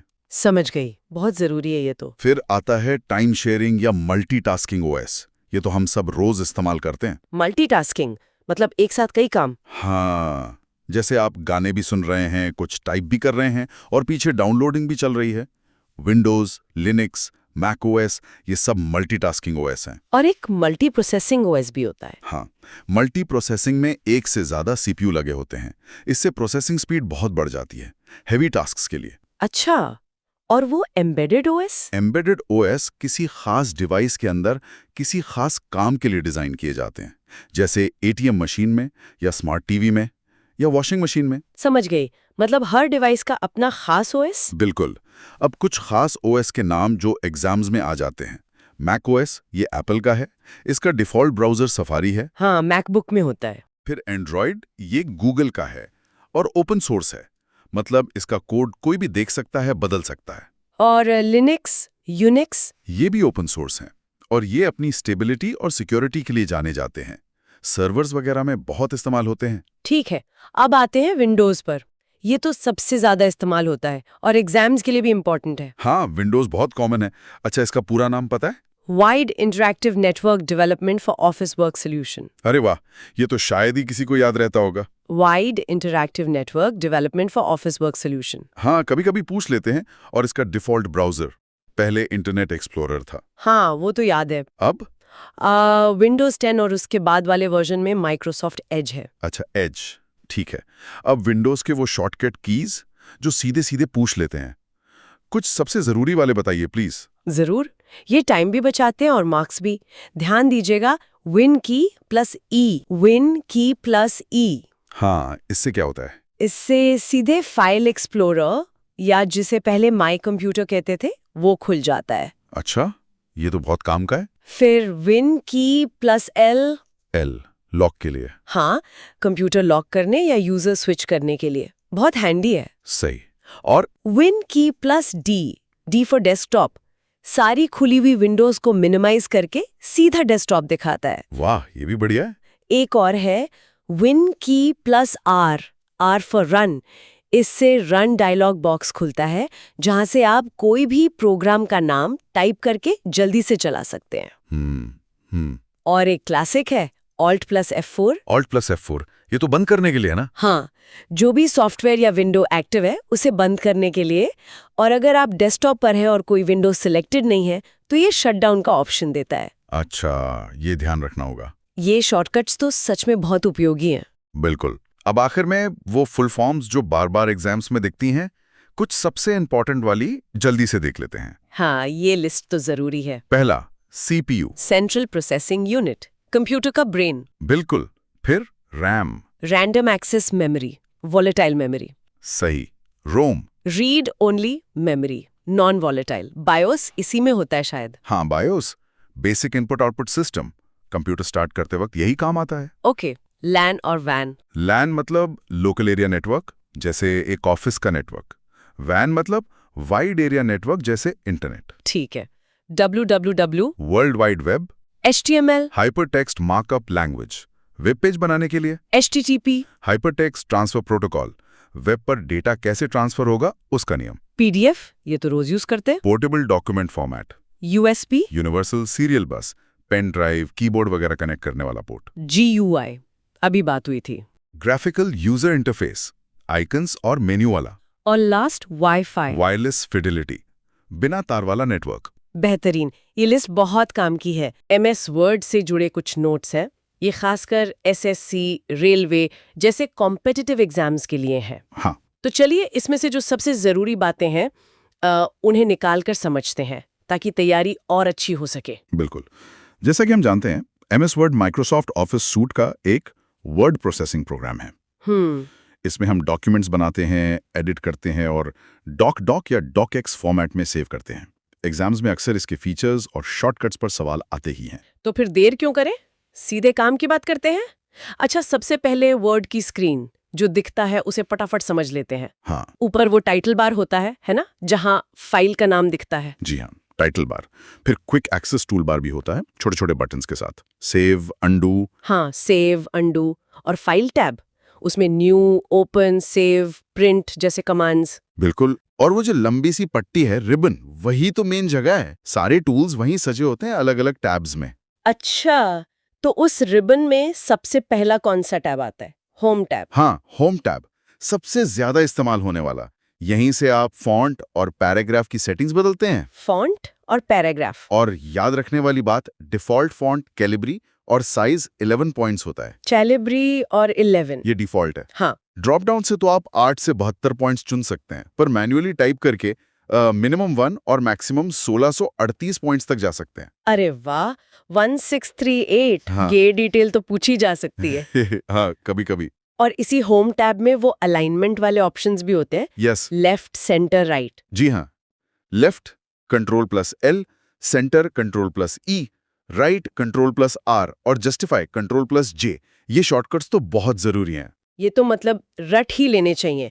जस्टिफाई, Ctrl+J, वो फॉर्मल डॉक्यूमेंट्स में काफी यूज होता है ना, दोनों तरफ से बराबर करने के लिए। बिल्कुल, उससे टेक्स्ट एकदम साफ और दोनों किनारों से एक सीध में दिखता है। अच्छा, अब आते हैं इंसर्ट टैब पर। इंसर्ट, हाँ, इसमें क्या खास है? इसमें आप हेडर, फुटर डाल सकते हैं, जैसे पेज नंबर या कोई टाइटल देना हो हर पेज पर। अच्छा। हाइपरलिंक Ctrl+K भी यहीं से बनता है, किसी दूसरी फाइल या वेब पेज से लिंक करने के लिए। Ctrl+K, hyperlink. ठीक है। Got it. और वो जो पैराग्राफ का पहला अक्षर बड़ा सा दिखता है सजा हुआ, ड्रॉप कैप। हाँ, वो फीचर भी इंसर्ट टैब में ही मिलेगा। अच्छा, ड्रॉप कैप भी इंसर्ट में। ठीक है। Got it. और वाटरमार्क, जैसे टेक्स्ट के पीछे हल्का सा कॉन्फिडेंशियल लिखा होता है, हाँ, वाटरमार्क, वो आपको डिजाइन टैब में मिलेगा। ये भी काफी पूछा जाता है। डिजाइन टैब में वाटरमार्क, गॉट इट। फिर लेआउट टैब, वो भी जरूरी है। लेआउट बहुत जरूरी है, खासकर उसका पेज सेटअप ग्रुप। पेज को सीधा रखना है, मतलब पोर्ट्रेट, या आड़ा मतलब लैंडस्केप। हाँ, ओरिएंटेशन। हाँ, ओरिएंटेशन। और पेज का मार्जिन, मतलब हाशिया कितना छोड़ना है, इंडेंट सेट करना, टेक्स्ट को कॉलम्स में बांटना, ये सब लेआउट टैब से होता है। कॉलम्स भी यहीं से बनते हैं। ठीक है। और मेलिंग टैब का मेल मर्ज, सुना ये बहुत पावरफुल है। मेल मर्ज, हाँ, ये तो बहुत ही काम का फीचर है। सोचिए, एक ही चिट्ठी है पर आपको सैकड़ों लोगों को भेजनी है, सबके नाम और पते अलग अलग डालकर। हाँ, ये तो मुश्किल काम है। मेल मर्ज इसी को आसान बनाता है। एक टेम्पलेट लेटर लेता है और एक लिस्ट, मतलब डेटा सोर्स से नाम, पता वगैरह उठाता है और सबके लिए पर्सनलाइज चिट्ठियां या लेबल तैयार कर देता है। अच्छा, तो मतलब ऑफिस वगैरह में बहुत इस्तेमाल होता होगा। हाँ, सरकारी दफ्तरों, कंपनियों में खूब इस्तेमाल होता है। इसलिए एग्जाम पॉइंट ऑफ व्यू से भी ये जानना जरूरी है। समझ गई। अब रिव्यू टैब, इसमें तो वो स्पेलिंग एंड ग्रामर चेक होता है ना, F7 दबाकर। जी हाँ, spelling and grammar check, F7 shortcut, और थेसोरस भी है, Shift+F7, अगर किसी शब्द का सिनोनिम, मतलब पर्यायवाची ढूंढना हो। थेसॉरस, Shift+F7, ये भी अच्छा है। और डॉक्यूमेंट प्रोटेक्ट करने के ऑप्शंस भी यहीं मिलते हैं, पासवर्ड वगैरह लगाने के लिए। ओके, और आखिर में व्यू टैब। व्यू टैब में आप डॉक्यूमेंट को अलग अलग तरीके से देख सकते हैं, print layout, read mode, web layout वगैरह। और मैक्रोस का ऑप्शन भी यहीं होता है। मैक्रोज मतलब वो रिकॉर्डेड कमांड्स जिन्हें बार बार चला सकते हैं। बिल्कुल, रेपिटेटिव काम जो बार बार करने पड़ते हैं उनके लिए मैक्रोस बना सकते हैं। एफिशिएंसी बढ़ जाती है। सही है। अच्छा, अब जब एफिशिएंसी की बात हो रही है तो शॉर्टकट्स पर तो आना ही पड़ेगा। एग्जाम्स में तो सीधे सवाल आते हैं इनसे। हाँ बिल्कुल, चलिए कुछ सबसे जरूरी वाले दोहरा लेते हैं, ध्यान से सुनिएगा। हाँ। जैसे नई फाइल खोलनी है तो Ctrl+N, कोई पुरानी फाइल खोलनी है तो Ctrl+O, सेव करना है तो Ctrl+S, और प्रिंट के लिए Ctrl+P। ये तो बेसिक हो गए। एकदम बेसिक। एडिटिंग के लिए सेलेक्ट ऑल करना हो तो Ctrl+A, कट के लिए Ctrl+X, copy Ctrl+C, paste Ctrl+V, गलती हो गई तो अंडू Ctrl+Z, और अंडू को वापस लाना है तो रीडू Ctrl+Y। हाँ, अंडू रीडू का बहुत काम आते हैं। अच्छा, फॉर्मेटिंग में टेक्स्ट को बोल्ड करना हो तो Ctrl+B, इटैलिक तिरछा करने के लिए Ctrl+I, और नीचे लाइन अंडरलाइन के लिए Ctrl+U। परफेक्ट। और वो फॉन्ट साइज बढ़ाने के लिए कंट्रोल के साथ स्क्वायर ब्रैकेट क्लोज, यानी Ctrl+क्रोशे। अच्छा, Ctrl+क्रोशे। और घटाने के लिए कंट्रोल के साथ स्क्वायर ब्रैकेट ओपन, यानी Ctrl+कर्ली ब्रैकेट। Ctrl+कर्ली ब्रैकेट, ठीक है। और कुछ ढूंढना हो तो फाइंड। फाइंड के लिए Ctrl+F, किसी शब्द को बदलकर दूसरा लिखना हो, रिप्लेस, तो Ctrl+H, और किसी खास पेज या लाइन पर जाना हो, गो टू, तो Ctrl+G। FFG, ठीक है। फॉन्ट डायलॉग बॉक्स के लिए भी कोई शॉर्टकट है? हाँ, Ctrl+D, इससे फॉन्ट सेटिंग्स का पूरा बॉक्स खुल जाता है। और हाइपरलिंक का हमने बताया था, Ctrl+K। हाँ, Ctrl+K, और अलाइनमेंट वाले left Ctrl+L, centre Ctrl+E, right Ctrl+R, justify Ctrl+J। ये तो याद हो गए। बहुत बढ़िया। लाइन स्पेसिंग के भी हैं। सिंगल लाइन स्पेस के लिए Ctrl+1, Ctrl+1, double line space के लिए Ctrl+2, Ctrl+2। और 1.5 लाइन स्पेस के लिए Ctrl+5। अच्छा, 1.5 के लिए Ctrl+5, ये इंटरेस्टिंग है। और पेज ब्रेक, नया पेज शुरू करने के लिए उसके लिए Ctrl+Enter। Ctrl+Enter, ठीक है। और अगर सारी फॉर्मेटिंग हटानी हो, मान लीजिए बोल्ड, इटैलिक सब हटाना है एक साथ, उसके लिए है CTRL+ स्पेस बार, सारा फॉर्मेटिंग क्लियर हो जाता है। CTRL+ स्पेस, ये बहुत काम का है। हाँ, और दो और हैं, सबस्क्रिप्ट्स, जैसे H2O में 2 नीचे लिखते हैं, उसके लिए Ctrl+= equal sign. CTRL++ subscript. और सुपरस्क्रिप्ट, जैसे x² में 2 ऊपर लिखते हैं, उसके लिए CTRL+Shift++। सुपरस्क्रिप्ट, वाह, ये तो काफी जरूरी शॉर्टकट्स हैं। जी हाँ, ये कुछ सबसे कॉमन और महत्वपूर्ण शॉर्टकट्स हैं जो अक्सर पूछे जाते हैं। ये तो काफी सारे हो गए, इन्हें अच्छे से प्रैक्टिस करना पड़ेगा। अच्छा, एक सवाल है, अगर कर्सर के दाईं तरफ का, मतलब राइट साइड का पूरा शब्द मिटाना हो तो क्या शॉर्टकट होगा? ये अच्छा सवाल है। इसका जवाब है CTRL+Delete। CTRL+Delete, सही कहा। और बाईं तरफ का मिटाना हो तो CTRL+Backspace। बिल्कुल। तो ये थी MS वर्ड की कुछ मुख्य बातें, इसका इंटरफेस, जरूरी टैब्स जैसे home, insert, layout, mailings, review. और कुछ बेहद महत्वपूर्ण फीचर्स और शॉर्टकट्स। हाँ, mail merge, watermark, drop cap जैसे फीचर्स और ये सारे शॉर्टकट्स। तो MS एक्सेल स्प्रेडशीट सॉफ्टवेयर है जो माइक्रोसॉफ्ट ने बनाया है। एग्जाम्स में मतलब इससे जुड़े सवाल तो आते ही हैं। हाँ बिल्कुल कैलकुलेशंस हो, डेटा मैनेजमेंट हो या फंक्शंस। सही। तो चलिए कुछ बेसिक चीजें फटाफट देख लेते हैं। जहाँ रो और कॉलम मिलते हैं वो जगह, सेल कहलाती है, हाँ सेल, और जिस सेल में हम करेंटली काम कर रहे होते हैं वो होता है एक्टिव सेल। एकदम सही। ठीक है। और बहुत सारे सेल्स मिलकर एक वर्कशीट बनती है जहाँ सारा डेटा हम रखते हैं, मैनिपुलेट करते हैं। अच्छा और हर वर्कशीट शुरू होती है रो नंबर 1 और कॉलम ए से। ये बेसिक है। राइट। और एक फैक्ट, एक्सेल 2010 वर्जन में एक वर्कशीट में सोचिए 10 लाख से भी ज्यादा रोज हो सकती हैं। बाप रे, 10 लाख रोज। हाँ, 1,48,576। और कॉलम्स वो भी 16,000 से ज्यादा, 16,384 कॉलम्स। मतलब डेटा हैंडलिंग कैपेसिटी काफी ज्यादा है। जबरदस्त। और जब कई सारी वर्कशीट्स एक साथ एक फाइल में हो तब उसे कहते हैं वर्कबुक, जैसे पूरी किताब जिसमें कई पन्ने हो, वर्कशीट्स हो। समझ गया। अच्छा, नई वर्कशीट ऐड करने का कोई शॉर्टकट है? एग्जाम में पूछ लेते हैं कभी कभी। हाँ है ना, शिफ्ट प्लस F11 या फिर alt plus shift plus F1 भी होता है। शिफ्ट प्लस F11 ज्यादा कॉमन है, याद रखना आसान है। ठीक है, शिफ्ट प्लस F11 नोटेड। अब एक बहुत बहुत इंपॉर्टेंट चीज पर आते हैं, सेल रेफरेंसेस। फॉर्मूलाज में इनका बहुत इस्तेमाल होता है। हाँ, ये रेफरेंसेस तो जरूरी हैं। 3 तरह के होते हैं बेसिकली।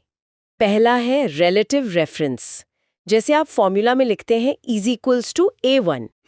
जब आप इस फॉर्मूला को कॉपी करके कहीं और पेस्ट करते हैं तो ये A1 अपने आप बदल जाता है, नई पोजीशन के हिसाब से एडजस्ट हो जाता है। अच्छा, मतलब अगर A1 का फॉर्मूला C5 में कॉपी करें तो वो शायद B3 बन जाए रिलेटिव पोजीशन के हिसाब से। एग्जैक्टली, बिल्कुल सही समझे। वो रिलेटिव पोजीशन मेंटेन करता है। ठीक है। और दूसरा? दूसरा है एब्सोल्यूट रेफरेंस, जैसे इक्वल्स टू $A $1। यहाँ देखिए, कॉलम A के आगे भी डॉलर है और रो 1 के आगे भी। हाँ, डॉलर साइन। इसका मतलब है कि ये रेफरेंस लॉक हो गया है। आप फॉर्मूला कहीं भी कॉपी पेस्ट करें, ये हमेशा $A $1 को ही पॉइंट करेगा, बदलेगा नहीं। अच्छा, ये तो फिक्स वैल्यू के लिए काम आता होगा, जैसे कोई टैक्स रेट। बिल्कुल, कांस्टेंट वैल्यूज के लिए परफेक्ट है। और तीसरा है मिक्स्ड रेफरेंस। जैसा नाम है वैसा ही काम। इसमें या तो रो एब्सोल्यूट होती है या कॉलम। जैसे इज इक्वल्स टू $A1। इसमें कॉलम A तो फिक्स्ड है डॉलर साइन की वजह से, लेकिन रो 1 रिलेटिव है। या फिर इज इक्वल्स टू A $1। इसमें कॉलम A रिलेटिव है पर रो 1 फिक्स्ड है। अच्छा, मतलब एक हिस्सा फिक्स्ड, दूसरा बदलने वाला। हाँ, ये कॉम्प्लेक्स कैलकुलेशंस में बहुत काम आता है। ठीक है, तो ये रेफरेंसेस तो क्लियर हो गए, रिलेटिव, एब्सोल्यूट और मिक्स्ड। अब आगे बढ़ते हैं कुछ इंपॉर्टेंट एक्सेल फंक्शंस की तरफ। एग्जाम्स में इनसे जुड़े सवाल भी खूब आते हैं। फंक्शंस तो एक्सेल की जान है। चलिए कुछ कॉमन वाले देखते हैं। ठीक है। टेक्स्ट के लिए लोअर फंक्शन है। लोअर, ये क्या करता है? ये सिलेक्टेड टेक्स्ट को छोटे अक्षरों में, मतलब लोअर केस में बदल देता है। और इसका उल्टा अपर फंक्शन उसे बड़े अक्षरों यानी अपर केस में कर देता है। ओके, लोअर और अपर, सिंपल। फिर है कॉन्कैटेनेट।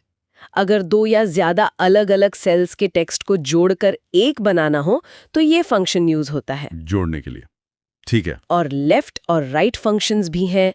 लेफ्ट फंक्शन किसी टेक्स्ट के शुरू के, मतलब लेफ्ट साइड के कुछ कैरेक्टर्स निकालता है, जैसे नाम का पहला अक्षर। हाँ बिल्कुल। और राइट फंक्शन टेक्स्ट के एंड के, यानी राइट साइड के कैरेक्टर्स निकालता है। Got it. Left, right. अच्छा, डेट और टाइम के लिए कौन से फंक्शन जरूरी हैं? उसके लिए नाउ फंक्शन बहुत कॉमन है। ये करंट डेट और टाइम दोनों दिखाता है। अभी का टाइम और डेट। हाँ, और अगर सिर्फ आज की डेट चाहिए, टाइम नहीं, तो टुडे फंक्शन है। ओके, नाउ और टुडे। अब आते हैं बेसिक मैथ्स पे। सम फंक्शन तो सबको पता ही होगा। नंबर्स को जोड़ने के लिए। हाँ, सम तो सबसे बेसिक है। मैक्स तो सबसे बेसिक है। हाँ, मैक्स फंक्शन एक लिस्ट में से सबसे बड़ा नंबर ढूंढता है और मिन सबसे छोटा। मैक्स माने मैक्सिमम, मिन माने मिनिमम। ठीक है। हाँ। और एवरेज फंक्शन दिए गए नंबर्स का एवरेज, मतलब औसत निकालता है। एवरेज निकालने के लिए। सही है। कुछ फंक्शंस लॉजिक पर भी चलते हैं, जैसे IF फंक्शन। ये बहुत पावरफुल है। IF कैसे काम करता है ये? ये पहले एक कंडीशन चेक करता है। अगर कंडीशन सही है, ट्रू, तो एक वैल्यू देता है।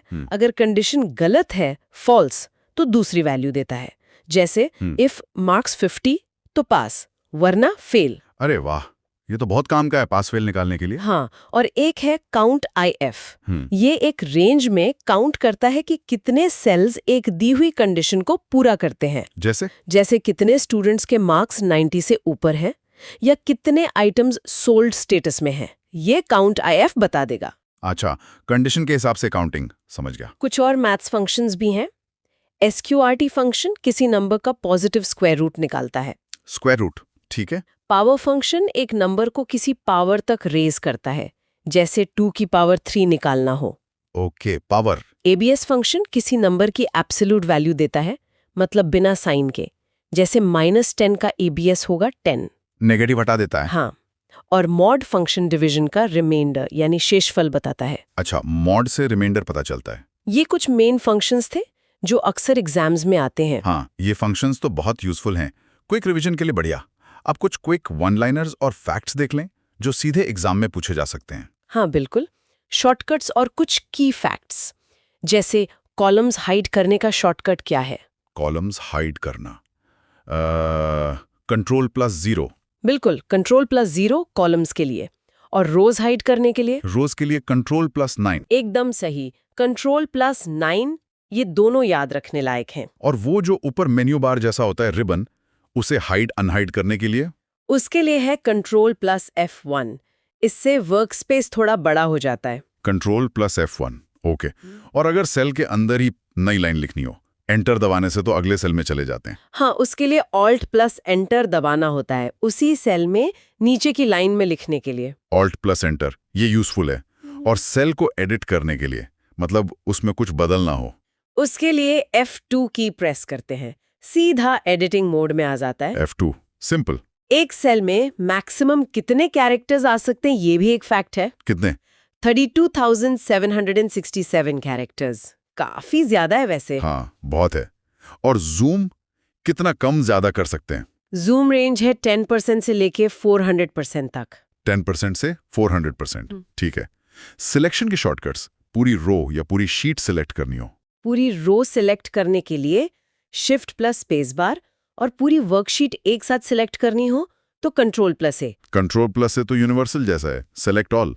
हाँ, अच्छा, डिफॉल्ट सेटिंग्स के बारे में भी सवाल आ सकता है, जैसे सेल में टेक्स्ट किधर अलाइन होता है बाय डिफॉल्ट, लेफ्ट या राइट? टेक्स्ट लेफ्ट अलाइंड होता है शायद, और नंबर्स? बिल्कुल सही, टेक्स्ट लेफ्ट अलाइंड और नंबर्स राइट अलाइंड होते हैं डिफॉल्ट में।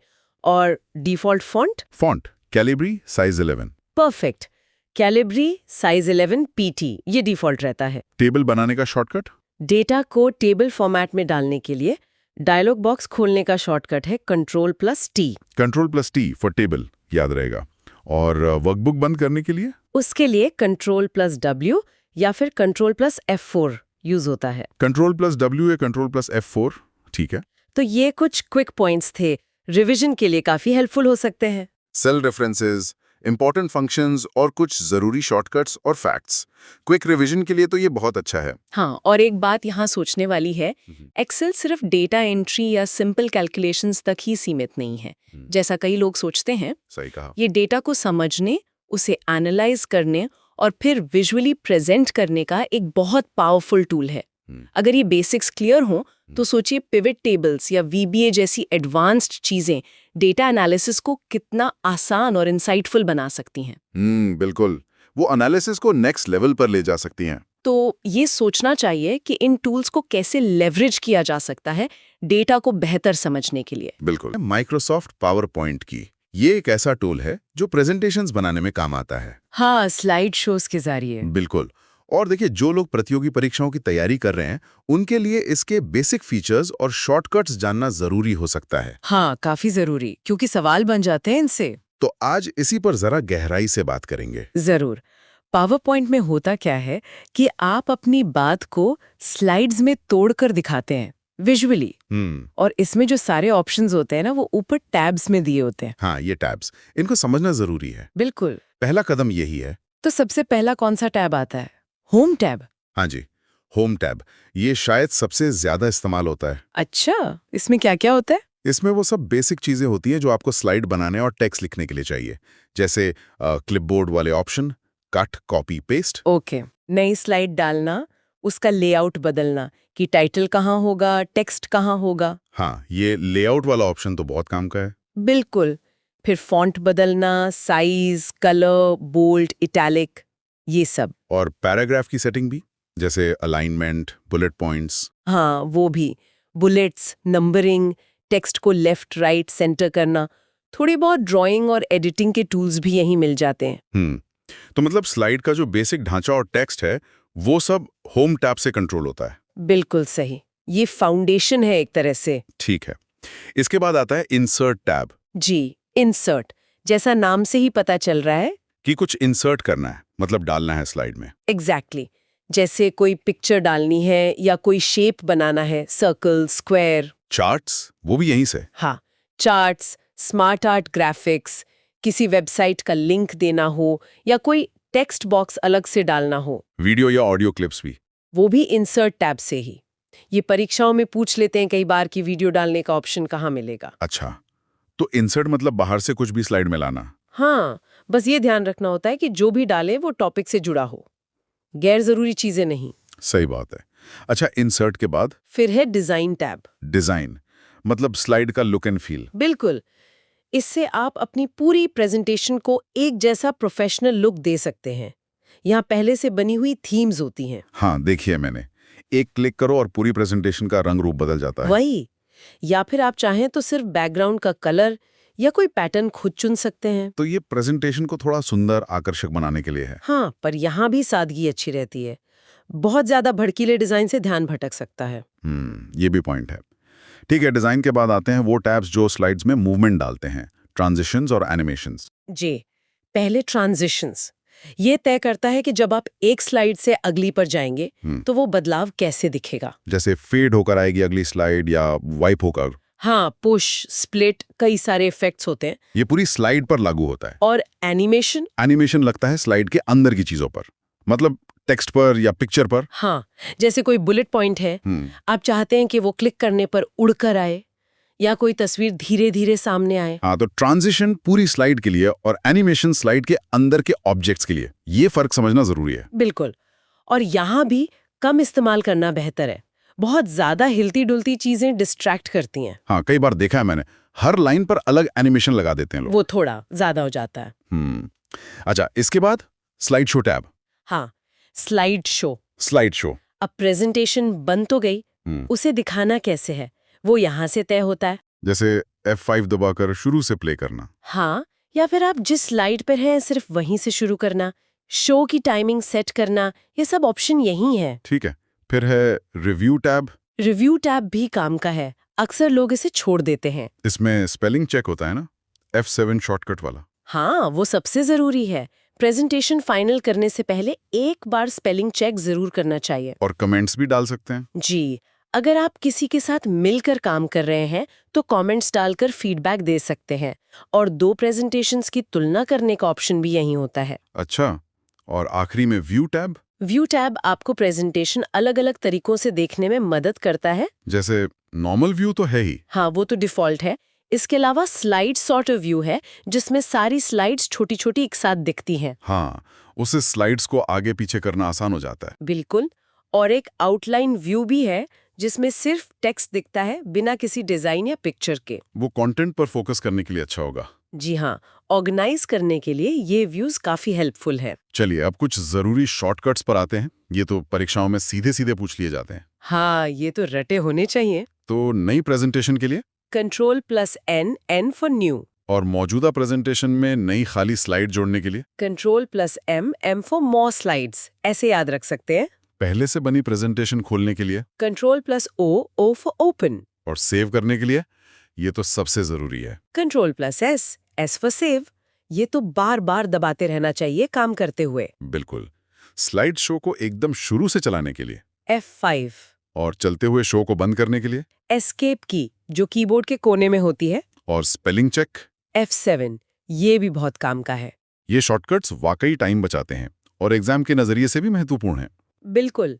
सोचिए, प्रेजेंटेशन देते हुए कोई टाइपो दिखे तो F7 दबाकर वहीं ठीक कर सकते हैं, या F5 से फटाक से शो शुरू कर सकते हैं। तो ये थी पावर पॉइंट के मुख्य tabs: home, insert, design, transitions, animations, slide show, review और व्यू की बात, और कुछ जरूरी शॉर्टकट्स। ये इंटरनेट है क्या आखिर? देखो, आसान भाषा में समझें तो ये मतलब दुनिया भर के कंप्यूटर नेटवर्क्स का एक बहुत बड़ा जाल है। जाल? हाँ, जो TCP प्रोटोकॉल इस्तेमाल करके आपस में जुड़ा है। इसे कभी-कभी वो सुपर नेटवर्क भी कहते हैं। अच्छा, सुपर नेटवर्क। और हमें इससे कौन जोड़ता है? ISP? हाँ, ISP कंपनियां, हाँ, जैसे अपनी BSNL है, एयरटेल है, जियो है, ये सब। ठीक है। और इसका इतिहास कहाँ से शुरू हुआ है सब? इतिहास देखें तो 1969 में पहला नेटवर्क बना था, ARPANET। ARPANET, हाँ, सुना है। और मजे की बात है, ईमेल तो 1971 में ही आ गया था। रे टॉनिलिसन ने बनाया था। 1971? हाँ काफी पहले। हाँ। और भारत में इंटरनेट आम लोगों के लिए आया 1995 में। VSNL ने शुरू किया था। 1995, VSNL, ये डेट्स याद रखने वाली हैं? बिल्कुल। और आपने TCP/IP की बात की थी ना, हाँ। वो 1983 में ARPANET के लिए स्टैंडर्ड बना। यही आज भी इंटरनेट की कह सकते हैं बुनियाद है। सही। इसी बुनियाद पर फिर वर्ल्ड वाइड वेब बना, है ना? हाँ, बिल्कुल। और इसमें कुछ कॉन्सेप्ट समझना जरूरी है, जैसे डोमेन नेम। डोमेन नेम, जैसे example.com। हाँ, इसमें जो आखिर का हिस्सा है, जैसे .com, .org, .edu, .gov, ये सब टॉप लेवल डोमेन मतलब TLD कहलाते हैं। DLDs। अच्छा, तो .com मतलब कमर्शियल? हाँ, .org मतलब ऑर्गेनाइजेशन, अक्सर नॉन प्रॉफिट वाली। .edu मतलब एजुकेशनल और .gov मतलब गवर्नमेंट। ये तो पता ही होना चाहिए। और कभी-कभी डोमेन के पहले भी कुछ लगा होता है ना, जैसे support.example.com। हाँ, उसे सब डोमेन कहते हैं। वो वेबसाइट के किसी खास हिस्से के लिए होता है। ठीक है। अब ये जो पन्ने हम इंटरनेट पर देखते हैं, वेब पेज। हाँ, वेब पेज, ये HTML भाषा में लिखे होते हैं, हाइपरटेक्स्ट मार्कअप लैंग्वेज। और कई सारे वेब पेज मिलके क्या बनाते हैं? वेबसाइट। बिल्कुल, वेबसाइट। और इन पेजेस को हमारे कंप्यूटर या फोन तक कौन पहुंचाता है? वो है HTTP protocol. HTTP, hypertext transfer protocol. सही। और हर पेज का अपना एक यूनिक एड्रेस होता है, URL कहते हैं उसे। URL, uniform resource locator. इसमें क्या क्या होता है? इसमें देखो, पहले प्रोटोकॉल का नाम जैसे HTTP या HTTPS, फिर होस्ट नेम यानी सर्वर का पता, फिर फोल्डर का नाम और फाइल का नाम। पूरा पता होता है एक तरह से। समझ गया। अच्छा, इन पेजेस को देखने के लिए क्या चाहिए? ब्राउजर। हाँ, वेब ब्राउजर। पहला ग्राफिकल ब्राउजर कौन सा था? सोचिए जरा। मोज़ेक। बिल्कुल, मोज़ेक। आजकल तो खैर क्रोम, फायरफॉक्स, सफारी बहुत सारे हैं। और जानकारी ढूंढने के लिए सर्च इंजन। हाँ, सर्च इंजन। पहला सर्च इंजन कौन सा था? ये भी इंटरेस्टिंग सवाल है। पहला? पता नहीं। गूगल से पहले? हाँ, गूगल से बहुत पहले। वो था आर्ची। एलन एम्टिज ने बनाया था। आर्ची? ये नाम याद रखना पड़ेगा, एग्जाम्स में आ सकता है। बिल्कुल। अब ये सब हम तक पहुंचता कैसे है? कनेक्शन के जरिए। इसमें मॉडेम का बड़ा रोल है। मॉडेम? वो क्या करता है? मॉडेम का काम है कंप्यूटर के डिजिटल सिग्नल को फोन लाइन वाले एनालॉग सिग्नल में बदलना, और फिर वापस एनालॉग को डिजिटल में। अच्छा, वो कन्वर्टर जैसा हो गया। हाँ, एक तरह से। और राउटर कई नेटवर्क्स को जोड़ता है।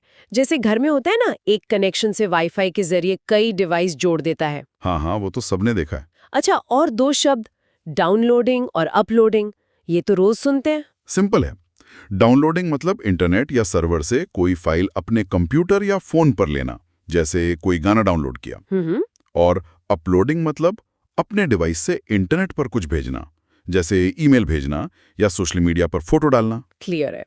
अब ईमेल की बात आई है तो इसका एड्रेस फॉर्मेट तो पता है, username@domain.com। हाँ। इसमें वो CC और BCC का क्या चक्कर है? वो अक्सर कंफ्यूज करता है। हाँ, ये जरूरी है।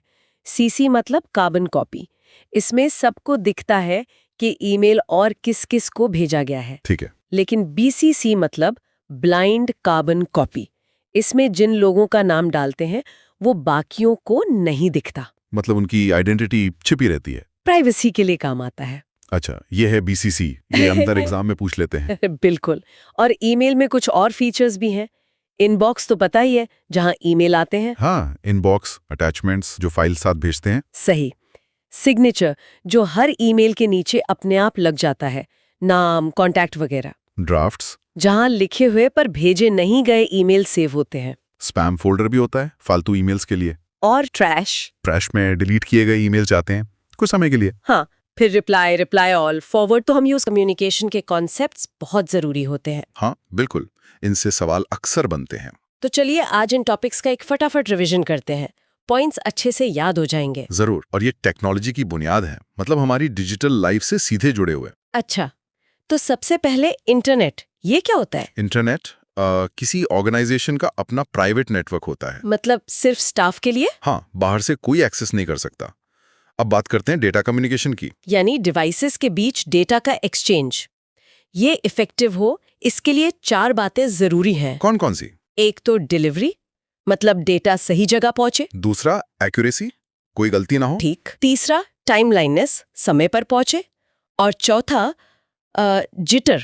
ये जिटर वाला पॉइंट ध्यान रखने लायक है। हाँ, जिटर मतलब पैकेट्स के पहुंचने के टाइम में वेरिएशन। जैसे वीडियो कॉल में आवाज अटकती है ना कभी-कभी। और ये डेटा कम्युनिकेशन के लिए 5 हिस्से जरूरी हैं। 5 हिस्से कौन से? सेंडर, जो भेज रहा है। रिसीवर, जो पा रहा है। ठीक है। ट्रांसमिशन मीडियम, मतलब रास्ता, तार या हवा। मैसेज, जो डेटा भेजा जा रहा है। और प्रोटोकॉल यानी नियम। बिल्कुल। रूल्स का सेट, जो कम्युनिकेशन को कंट्रोल करता है। इनके बिना कम्युनिकेशन पॉसिबल नहीं है। चलिए अब समझते हैं कंप्यूटर नेटवर्क्स के टाइप्स। नेटवर्क मतलब जुड़े हुए कंप्यूटर्स जो डेटा शेयर कर सकें। हाँ, सबसे कॉमन है लैन। लोकल एरिया नेटवर्क, छोटे एरिया के लिए जैसे घर या ऑफिस। सही। फिर आता है मैन, मेट्रोपॉलिटन एरिया नेटवर्क। ये पूरे शहर के लिए होता है। हाँ, लगभग। और फिर सबसे बड़ा है वैन, वाइड एरिया नेटवर्क। जैसे पूरा देश या दुनिया। इंटरनेट एक वैन है ना? बिल्कुल सही। इंटरनेट इसका बेस्ट एग्जाम्पल है। इनके अलावा पैन भी होता है शायद, पर्सनल एरिया नेटवर्क। हाँ, पैन बहुत छोटे दायरे के लिए, करीब 10 मीटर तक, जैसे ब्लूटूथ से हेडफोन्स जोड़ना। अच्छा। और कुछ स्पेसिफिक जरूरतों के लिए कैंपस नेटवर्क होता है, यूनिवर्सिटी कैंपस के लिए। SAN, storage area network, high speed storage के लिए। और VPN, वर्चुअल प्राइवेट नेटवर्क, ये तो काफी सुना है, सिक्योर कनेक्शन के लिए। जी हाँ, पब्लिक नेटवर्क पर सिक्योर प्राइवेट कनेक्शन बनाने के लिए। सोचिए कॉलेज का नेटवर्क, इनमें से कौन सा हो सकता है? शायद कैन हो सकता है। ठीक है, अब अगला पॉइंट, डेटा भेजने के तरीके क्या हैं? Communication modes. हाँ, 3 मेन तरीके हैं। पहला, सिंप्लेक्स। सिंप्लेक्स मतलब? सिर्फ एक तरफ कम्युनिकेशन, जैसे कीबोर्ड से कंप्यूटर तक। डेटा सिर्फ जाता है, आता नहीं। अच्छा। और दूसरा? दूसरा है हाफ डुप्लेक्स। इसमें डेटा दोनों तरफ जा सकता है, पर एक बार में एक ही तरफ, जैसे वॉकी टॉकी। बिल्कुल।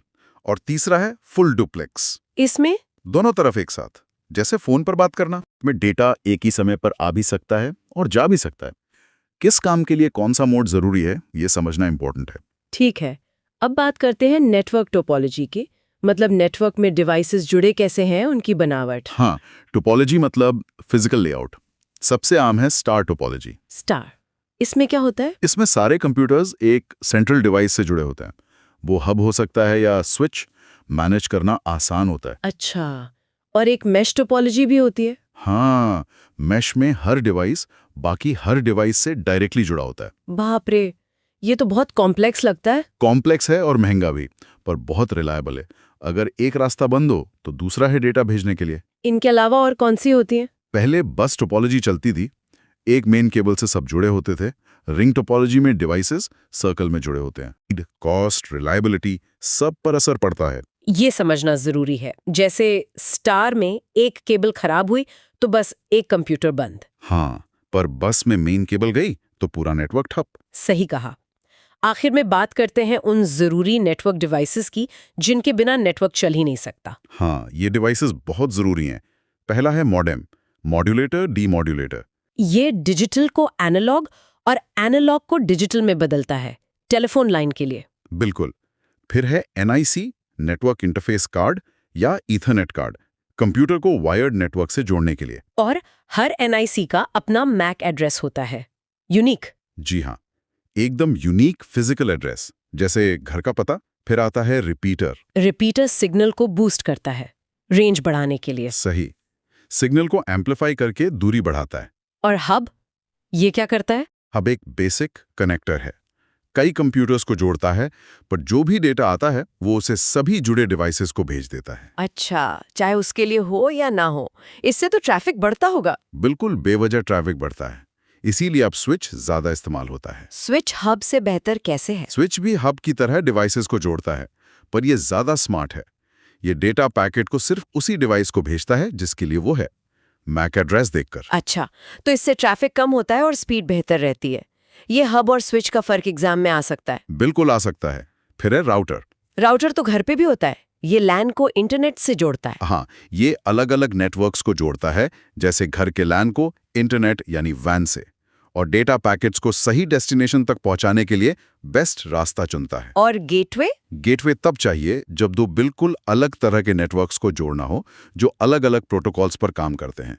ये ट्रांसलेटर जैसा काम करता है। और ब्रिज? ब्रिज एक जैसे दो लैन सेगमेंट्स को जोड़ने के काम आता है। ट्रैफिक को फिल्टर करता है। ये सारे डिवाइसेस मिलकर ही नेटवर्क को एफिशिएंटली और सिक्योरली चलाते हैं। तो ये था नेटवर्किंग और डेटा कम्युनिकेशन के कुछ खास कॉन्सेप्ट्स का एक क्विक रिवीजन। हमने नेटवर्क्स के टाइप्स देखे, कम्युनिकेशन मोड्स, टोपोलॉजीज और जरूरी डिवाइसेस को समझा। हाँ बिल्कुल, एग्जाम के लिए इन बेसिक्स को समझना और याद रखना बहुत जरूरी है। ये पॉइंट जरूर मददगार साबित होंगे। और हाँ, चलते चलते एक सवाल सोचने के लिए, ये सारे concepts, topology, devices network security के लिहाज से कितने अहम हो सकते हैं? अच्छा पॉइंट है। कैसे एक टोपोलॉजी या डिवाइस का चुनाव नेटवर्क की सिक्योरिटी को अफेक्ट कर सकता है? बिल्कुल, इस पर जरूर सोचिएगा। आजकल हम सब ऑनलाइन हैं और कॉम्पिटिटिव एग्जाम्स में देखें तो कंप्यूटर सिक्योरिटी, इससे जुड़े सवाल तो आते ही हैं। बिल्कुल आते हैं। तो चलिए आज कुछ बहुत जरूरी टर्म समझते हैं। ये डिजिटल दुनिया में सेफ रहने और हाँ, एग्जाम में स्कोर करने दोनों के लिए इंपॉर्टेंट है। हाँ बिल्कुल। तो शुरुआत करते हैं डिवाइस के एड्रेस से। जैसे हमारे घर का पता होता है ना, हाँ, वैसे ही नेटवर्क पर हर डिवाइस का एक यूनिक पता होता है। अच्छा, हर डिवाइस की अपनी पहचान? नेटवर्क पर कैसे पते होते हैं? दो तरह के मेन हैं। हम्म। पहला है मैक एड्रेस, मतलब media access control address. MAC address? हाँ, ये डिवाइस का परमानेंट फिजिकल पता है। समझ लीजिए डिवाइस का फिंगरप्रिंट जैसा कुछ। फिंगरप्रिंट? हाँ, जो उसके नेटवर्क इंटरफेस कार्ड या NIC पर हार्डवेयर में ही होता है, बदलता नहीं है ये। अच्छा, हार्डवेयर पर ही? हाँ, ये 12 डिजिट का हेक्साडेसिमल नंबर होता है, 48 बिट्स का। इसमें भी एक इंटरेस्टिंग बात है। क्या? पहले 6 डिजिट बनाने वाली कंपनी को बताते हैं और आखिरी 6 उस कार्ड का यूनिक सीरियल नंबर होते हैं। ओके, तो ये डिवाइस के साथ ही आता है, परमानेंट। और दूसरा वाला? दूसरा है IP address, internet protocol address. ये लॉजिकल पता है, फिजिकल नहीं। लॉजिकल मतलब ये नेटवर्क असाइन करता है। जैसे जब आप इंटरनेट से जुड़ते हैं तो आपको एक IP मिलता है। ये बदल सकता है? हाँ, ज्यादातर टेम्पररी होता है। इसी पते से डिवाइस नेटवर्क पर पहचाना जाता है। आपने IP4 सुना होगा। हाँ, सुना है। वो 32 बिट का होता है। अब नया IPv6 भी आ गया है, वो 128 बिट का है। समझ गया। मैक परमानेंट, IP लॉजिकल और चेंजेबल। ठीक है। अब खतरा किन चीजों से होता है इन डिवाइस को? ये मैलवेयर क्या है? बहुत सुनते हैं इसके बारे में। मैलवेयर, हाँ, इसका मतलब है मैलिशियस सॉफ्टवेयर। नाम से ही पता चल रहा है, नुकसान पहुंचाने वाला सॉफ्टवेयर। अच्छा। ये ऐसे प्रोग्राम्स हैं जिन्हें जानबूझकर कंप्यूटर को नुकसान पहुंचाने, इंफॉर्मेशन चुराने या सिस्टम में गड़बड़ी करने के लिए बनाते हैं। एग्जाम्स में इनके टाइप्स खूब पूछे जाते हैं। हाँ बिल्कुल, वायरस, वर्म, ये सब। तो कुछ मेन टाइप्स बताइए ना। जरूर। सबसे कॉमन तो है virus, vital information resource under seize. क्या बात है, फुल फॉर्म भी। हाँ, तो वायरस क्या करता है, ये खुद को किसी दूसरी फाइल, जैसे कोई प्रोग्राम फाइल, उसके साथ अटैच कर लेता है। ओके। और जब वो फाइल रन होती है तभी ये एक्टिवेट होता है और फैलता है। मतलब इसे फैलने के लिए एक होस्ट चाहिए। होस्ट चाहिए, ठीक है। और वर्म? हाँ, worm, write once read many. ये वायरस से अलग है। इसे फैलने के लिए किसी होस्ट फाइल की जरूरत नहीं होती। अरे, तो फिर ये कैसे फैलता है? ये खुद ही अपनी कॉपी बनाता है और नेटवर्क के जरिए एक कंप्यूटर से दूसरे कंप्यूटर खुद ही फैलता जाता है, बहुत तेजी से। अच्छा, मतलब वर्म खुद से फैल सकता है। ये तो ज्यादा खतरनाक लग रहा है। हो सकता है, हाँ। फिर आता है ट्रोजन हॉर्स। हाँ, ये नाम तो बहुत सुना है, ट्रोजन हॉर्स। कहानी जैसा लगता है। कहानी जैसा ही काम है इसका। ये दिखने में एकदम असली काम का सॉफ्टवेयर लगेगा। आपको लगेगा कि आप कुछ अच्छा इंस्टॉल कर रहे हैं, पर असल में ये धोखे से सिस्टम में घुसकर हैकर्स के लिए एक बैकडोर, मतलब एक पिछला दरवाजा बना देता है। ओह, ताकि हैकर्स बाद में घुस सकें। एग्जैक्टली, जिससे वो सिस्टम को कंट्रोल कर सकें या जानकारी चुरा सकें। जैसे ट्रॉय की कहानी में लकड़ी के घोड़े से सैनिक शहर में घुसे थे ना। बिल्कुल बिल्कुल, क्या बढ़िया एनालॉजी है। और भी हैं क्या इस लिस्ट में? हाँ, कई हैं। जैसे स्पाईवेयर है। स्पाईवेयर, जासूस। हाँ, एक तरह से जासूसी। ये छुपकर आपकी पर्सनल जानकारी या आप इंटरनेट पे क्या कर रहे हैं उस एक्टिविटी पे नजर रखता है। अरे बाप रे। फिर है रैनसमवेयर। ये आजकल बहुत खबरों में रहता है। हाँ, रैनसमवेयर, इसमें फिरौती मांगते हैं ना? बिल्कुल, ये आपके सिस्टम को लॉक कर देता है या आपकी फाइल्स को एनक्रिप्ट, मतलब ताला लगा देता है, और फिर एक्सेस वापस देने के लिए पैसे मांगता है, फिरौती। खतरनाक है ये तो।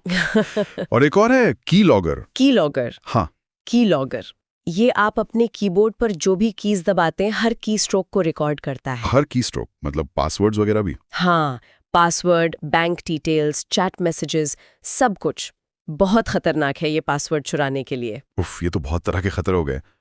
इन सब को करने वाले हैकर्स होते हैं। ये हैकिंग असल में है क्या? हैकिंग का सीधा मतलब है किसी कंप्यूटर सिस्टम या नेटवर्क की नॉर्मल फंक्शनिंग में अनऑथोराइज्ड तरीके से, यानी बिना इजाजत के छेड़छाड़ करना। ओके। और जो ये करते हैं वो हैकर कहलाते हैं।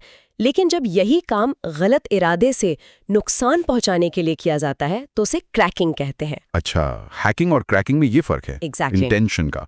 तो क्या हैकर्स भी अच्छे बुरे होते हैं? मैंने व्हाइट हैट, ब्लैक हैट सुना है। एकदम सही सुना है। हैकर्स के भी टाइप्स होते हैं।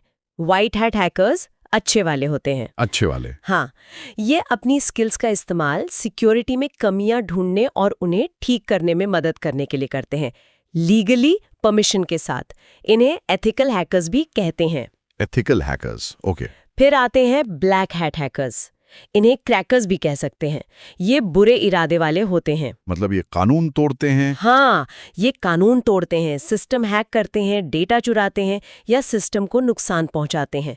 इनका मकसद गलत होता है। समझ गया। और ग्रे हैट, ये कौन है? ग्रे हैट हैकर्स इन दोनों के बीच के होते हैं, व्हाइट और ब्लैक के बीच ग्रे। अच्छा।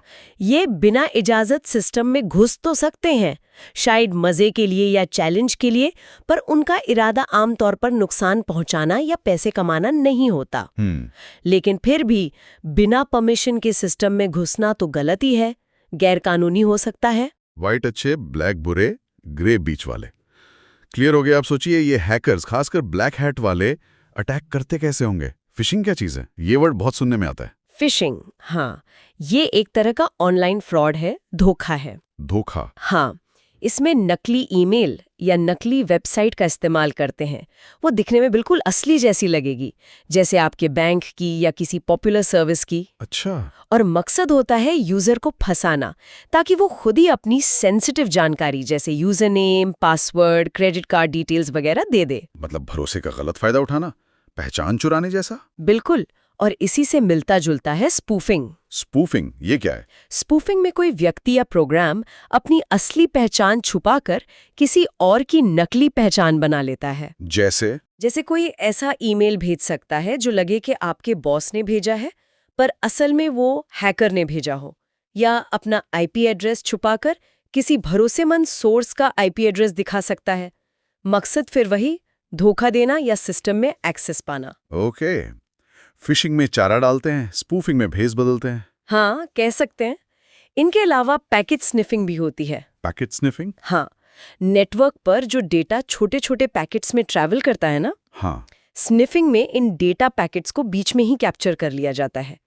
अगर डेटा एनक्रिप्टेड नहीं है, मतलब लॉक नहीं है, तो उसे पढ़ा जा सकता है। बाप रे। और स्नूपिंग, ये भी सुना है। स्नूपिंग का मतलब है किसी की प्राइवेट बातचीत या डेटा को छुपकर देखना या सुनना, जैसे नेटवर्क पर अगर यूजर नेम और पासवर्ड बिना एन्क्रिप्शन के जा रहे हैं तो उन्हें पकड़ लेना स्नूपिंग कहलाएगा। ओह, मतलब जासूसी करना। हाँ, डिजिटल जासूसी। इतने सारे खतरे और अटैक के तरीके। अब सबसे जरूरी सवाल, इनसे बचा कैसे जाए? कुछ तो उपाय होंगे। फायरवॉल जैसी चीजें, ये क्या करती हैं? हाँ, बचाव के कई तरीके हैं और फायरवॉल उनमें से एक बहुत बेसिक और ज़रूरी चीज़ है। क्या है ये फायरवॉल? ये एक सॉफ्टवेयर भी हो सकता है या हार्डवेयर डिवाइस भी। ये एक तरह का सिक्योरिटी गार्ड है जो आपकी पर्सनल नेटवर्क या कंप्यूटर और बाहरी इंटरनेट के बीच खड़ा रहता है। गार्ड? हाँ, ये पहले से तय रूल्स के आधार पर आने वाले और जाने वाले नेटवर्क ट्रैफिक को मॉनिटर करता है और कंट्रोल करता है। जो ट्रैफिक खतरनाक या अनऑथराइज्ड लगता है उसे रोक देता है। अच्छा, मतलब ये अनचाहे लोगों को अंदर आने से रोकता है? बिल्कुल, और अनचाही चीजों को बाहर जाने से भी। ठीक है। और जैसे हम लॉगिन करते हैं, पासवर्ड डालते हैं, उसे क्या कहते हैं? हाँ, उसे कहते हैं ऑथेंटिकेशन। ऑथेंटिकेशन। ये वो प्रोसेस है जिससे सिस्टम वेरीफाई करता है कि आप वही हैं जो आप क्लेम कर रहे हैं। आमतौर पर यूजर नेम और पासवर्ड से होता है ये। ओके, पहचान कंफर्म करना। एग्जैक्टली, सिर्फ सही यूजर ही सिस्टम में एक्सेस कर पाए। इसके बाद एक और स्टेप आता है ऑथोराइजेशन। ऑथोराइजेशन। ये क्या है? ऑथेंटिकेशन से ये तो पता चल गया कि यूजर सही है। अब ऑथोराइजेशन ये तय करता है कि उस सही यूजर को सिस्टम के अंदर क्या-क्या करने की परमिशन है। अच्छा, मतलब क्या वो फाइल सिर्फ देख सकता है या उसे एडिट भी कर सकता है या डिलीट कर सकता है? बिल्कुल, किसकी कितनी पहुंच होगी ये ऑथोराइजेशन तय करता है। समझ गया। ऑथेंटिकेशन कौन है, ऑथोराइजेशन क्या कर सकता है। परफेक्ट। तो आज हमने काफी कुछ समझा। डिवाइस के पते, मैक एड्रेस और आईपी एड्रेस, फिर कई तरह के malware, virus, worm, trojan, spyware, ransomware, keylogger. Hacking क्या है, हैकर्स के types, white hat, black hat, grey hat, फिर हमले कैसे होते हैं, phishing, spoofing, packet sniffing, snooping. हाँ, पर आखिर में बचाव के तरीके, फायरवॉल, ऑथेंटिकेशन और ऑथोराइजेशन, ये सारे टर्म्स कॉम्पिटिटिव एग्जाम्स के लिए तो बहुत इंपॉर्टेंट है। बिल्कुल है।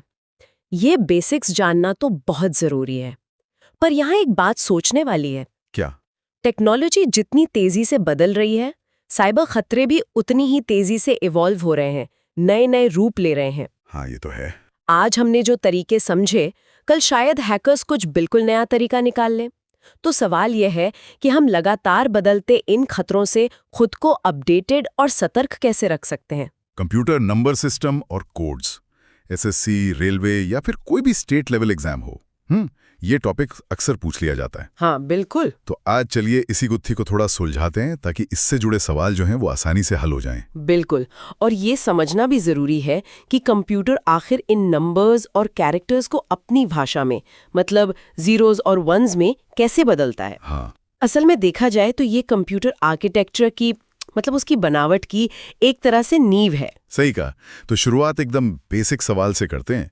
ये नंबर सिस्टम आखिर है क्या चीज? देखिए, आसान शब्दों में कहें तो ये कंप्यूटर में नंबर्स को लिखने या दिखाने का एक तरीका है, एक सिस्टम है। अच्छा। हर सिस्टम का अपना एक बेस होता है। बेस मतलब उसमें कितने अलग अलग अंक या सिंबल इस्तेमाल हो रहे हैं। जैसे हम रोज जो गिनती यूज करते हैं ना, हाँ, डेसिमल वाला। हाँ, डेसिमल सिस्टम, उसका बेस 10 है क्योंकि उसमें 0 से लेकर 9 तक यानी 10 अंक होते हैं। समझ गया। तो कंप्यूटर में कौन कौन से सिस्टम ज्यादा चलते हैं? कंप्यूटर में मुख्य रूप से 4 सिस्टम काम में आते हैं। 4 कौन कौन से? पहला है बाइनरी। बाइनरी। इसका बेस है 2। बेस 2 मतलब सिर्फ 2 अंक? हाँ, सिर्फ 0 और 1। कंप्यूटर की सारी अंदरूनी कार्यवाही वो इसी भाषा में होती है। अच्छा, सिर्फ 0 और 1 से सब कुछ? हाँ, ये सोचना भी मजेदार है कि कैसे बस इन 2 अंकों से कंप्यूटर इतनी मुश्किल कैलकुलेशंस कर लेता है। कमाल है। अच्छा, ये पहला हुआ, बाकी? दूसरा तो वही डेसिमल बेस 10 जो हम जानते ही हैं। ठीक है। तीसरा है ऑक्टल जिसका बेस 8 है। इसमें 0 से लेकर 7 तक कुल 8 अंक होते हैं। 0 से 7, ओके। और चौथा? और चौथा है हेक्साडेसिमल। इसका बेस है 16। 16। इसमें तो 0 से 9 तक 10 ही अंक हुए। हाँ, तो इसमें 0 से 9 तक अंक होते हैं और फिर A, B, C, D, E, F अक्षर इस्तेमाल होते हैं। अच्छा, अक्षर भी। यहाँ A का मतलब 10 होता है, B का 11 और ऐसे ही F का मतलब 15 होता है। तो 0 से 15 तक कुल 16 सिंबल हो गए। हेक्साडेसिमल, ये थोड़ा अलग सा है, इसका कोई खास इस्तेमाल होता है क्या? जैसे आपने बाइनरी का बताया कंप्यूटर के लिए। बिल्कुल होता है। हेक्साडेसिमल बहुत काम का है, खासकर मेमोरी एड्रेस बताने में। Memory address. हाँ, जैसे हमारे घर का पता होता है ना, वैसे ही कंप्यूटर की मेमोरी में हर बाइट का अपना एक पता, एक एड्रेस होता है। अब ये एड्रेस अगर बाइनरी में लिखें तो बहुत लंबा हो जाता है। हाँ जाहिर है, 0 और 1 में तो बहुत लंबा होगा। बिल्कुल, हेक्साडेसिमल उसे छोटे और क्या कहते हैं मैनेजेबल रूप में दिखाता है। प्रोग्रामर्स के लिए समझना आसान हो जाता है। ये तो काम की बात है, समझ गया। अब जो सबसे दिलचस्प और शायद एग्जाम के लिए सबसे जरूरी बात है, वो है इन सिस्टम्स को एक दूसरे में बदलना, कन्वर्जन। हाँ, ये कन्वर्जन सीखना तो बहुत जरूरी है। सवाल अक्सर यहीं से बनते हैं। तो कुछ मुख्य तरीके समझ लेते हैं। जरूर। सबसे पहले मान लीजिए डेसिमल से बाइनरी में बदलना है। हाँ। तो आप डेसिमल नंबर को लगातार 2 से भाग देते जाइए। अच्छा, 2 से डिवाइड करते जाएं। हाँ, और हर बार जो शेषफल मतलब रिमाइंडर आता है उसे नोट करते जाइए, ठीक है। जब तक भागफल कोशेंट 0 ना हो जाए। फिर जो शेषफल आपने नोट किए हैं उन्हें नीचे से ऊपर के क्रम में लिख दीजिए, वही आपका बाइनरी नंबर होगा। अच्छा, नीचे से ऊपर, ठीक है, ये ध्यान रखना होगा। जैसे कोई छोटा सा उदाहरण। हाँ, जैसे 10 को बदलना है।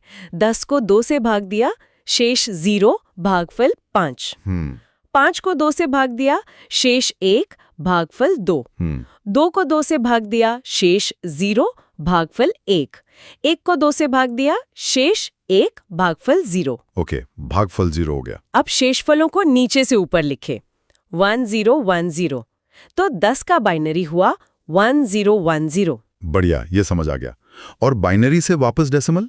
बाइनरी से डेसिमल के लिए बाइनरी नंबर के हर डिजिट को दाईं तरफ से शुरू करते हुए 2 की बढ़ती हुई घातों मतलब पावर से गुणा कीजिए। 2 की पावर, जैसे 20, 21, 22। हाँ, बिल्कुल।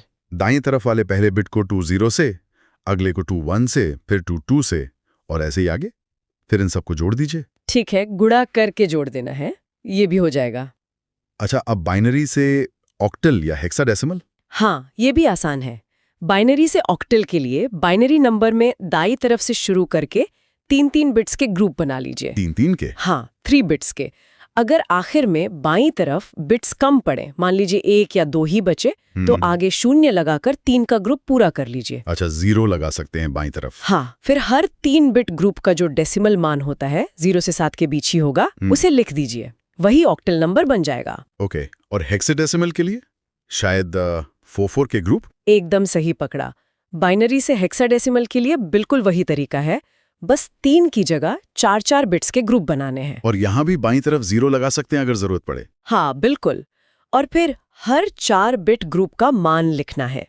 ये मान 0 से 15 तक हो सकता है, बस याद रखना है कि 10 को A, 11 को B और ऐसे ही 15 को F लिखना है। ठीक है, A से F वाला पॉइंट याद रखना है। अच्छा, एक सवाल और, अगर सीधे ऑक्टल से हेक्साडेसिमल या हेक्साडेसिमल से ऑक्टल में बदलना हो तो? उसका सबसे आसान और भरोसेमंद तरीका है कि आप बीच में बाइनरी का इस्तेमाल करें। मतलब पहले दिए गए नंबर को, चाहे वो ऑक्टल हो या हेक्साडेसिमल, उसको पहले बाइनरी में बदल लीजिए। अच्छा, पहले बाइनरी में ले जाएं। हाँ, ऑक्टल से बाइनरी में बदलने के लिए हर ऑक्टल डिजिट को उसके 3 बिट बाइनरी में लिख दीजिए, और हेक्साडेसिमल से बाइनरी के लिए हर हेक्स डिजिट को उसके 4 बिट बाइनरी में। ठीक है। जब आपके पास बाइनरी नंबर आ गया, फिर उस बाइनरी नंबर को दूसरे वाले बेस यानी हेक्साडेसिमल या ऑक्टल में बदल लीजिए, जैसे अभी हमने सीखा था, 4 बिट या 3 बिट ग्रुप बनाकर। समझ गया, मतलब सीधे कूदने के बजाय बाइनरी के रास्ते से जाना ज्यादा आसान है। हाँ, उसमें गलती होने की गुंजाइश कम रहती है।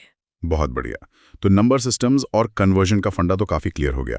अब अगला पॉइंट था कंप्यूटर कोड्स का। कंप्यूटर अक्षर और चिन्हों को कैसे समझता है? हाँ, ये भी जरूरी है। देखिए, कंप्यूटर तो सिर्फ 0s और 1 समझता है ना? हाँ। वो सीधे A, B, C या कोई सिंबल जैसे %, डॉलर वगैरह को नहीं पहचानता। तो हर अक्षर, अंक या चिन्ह के लिए एक खास बाइनरी पैटर्न मतलब 0s और 1s का एक कोड तय किया गया है। अच्छा, हर कैरेक्टर का अपना कोड? बिल्कुल। कुछ जरूरी कोड्स जो पता होने चाहिए। पहला है BCD, binary coded decimal. BCD। हाँ, इसमें हर डेसिमल डिजिट्स 0 से 9 को सीधे उसके 4 बिट बाइनरी रूप में लिख देते हैं। जैसे अगर 25 लिखना है तो 2 का 4 बिट बाइनरी क्या होता है? 0010 सही। और 5 का? 0101। बस, तो 25 का BCD हो गया 0010 0101। हर डिजिट का अपना 4 बिट कोड। अच्छा, ये तो आसान है। और दूसरा और शायद सबसे ज्यादा इस्तेमाल होने वाला है ASCII। American standard code for information interchange. ASCII, हाँ, ये नाम तो बहुत सुना है। हाँ, ये बहुत कॉमन है। हमारे कीबोर्ड का लगभग हर बटन, अक्षर, number, symbol, space bar, enter की, सबका एक खास ASCII कोड होता है। अच्छा, इसके 2 मेन वर्जन है। एक ASCII 7 जो 7 बिट का होता है और 128 अलग-अलग कैरेक्टर दिखा सकता है। 7 बिट से 128, हाँ, 2 की पावर 7 128 होता है। बिल्कुल। और दूसरा है ASCII 8 या एक्सटेंडेड ASCII जो 8 बिट का होता है और 256 कैरेक्टर दिखा सकता है। आजकल ज्यादातर यही चलता है। ओके, ASCII 7 और ASCII 8, ठीक है। और कोई कोड? एक और है EBCDIC, extended binary coded decimal interchange code. ये भी 8 बिट कोड है, मतलब 256 कॉम्बिनेशन इसमें भी बनते हैं। तो ये ASCII 8 जैसा ही हुआ। हाँ, क्षमता उतनी ही है पर कोड अलग है। ये ज्यादातर पुराने IBM मेन फ्रेम कंप्यूटर्स में इस्तेमाल होता था। आजकल इसका इस्तेमाल कम हो गया है। ASCII और यूनिकोड ज्यादा चलते हैं। समझ गया। EBCDIC मतलब IBM के लिए ज्यादा था। हाँ, मोटे तौर पर कह सकते हैं। तो ये हो गए मुख्य नंबर सिस्टम्स और कंप्यूटर कोड्स। सुनने में लगता है कि ये बेसिक चीजें हैं, पर जैसा हमने शुरू में कहा, कॉम्पिटिटिव एग्जाम्स के लिए ये बहुत ही महत्वपूर्ण है। हाँ, बिल्कुल।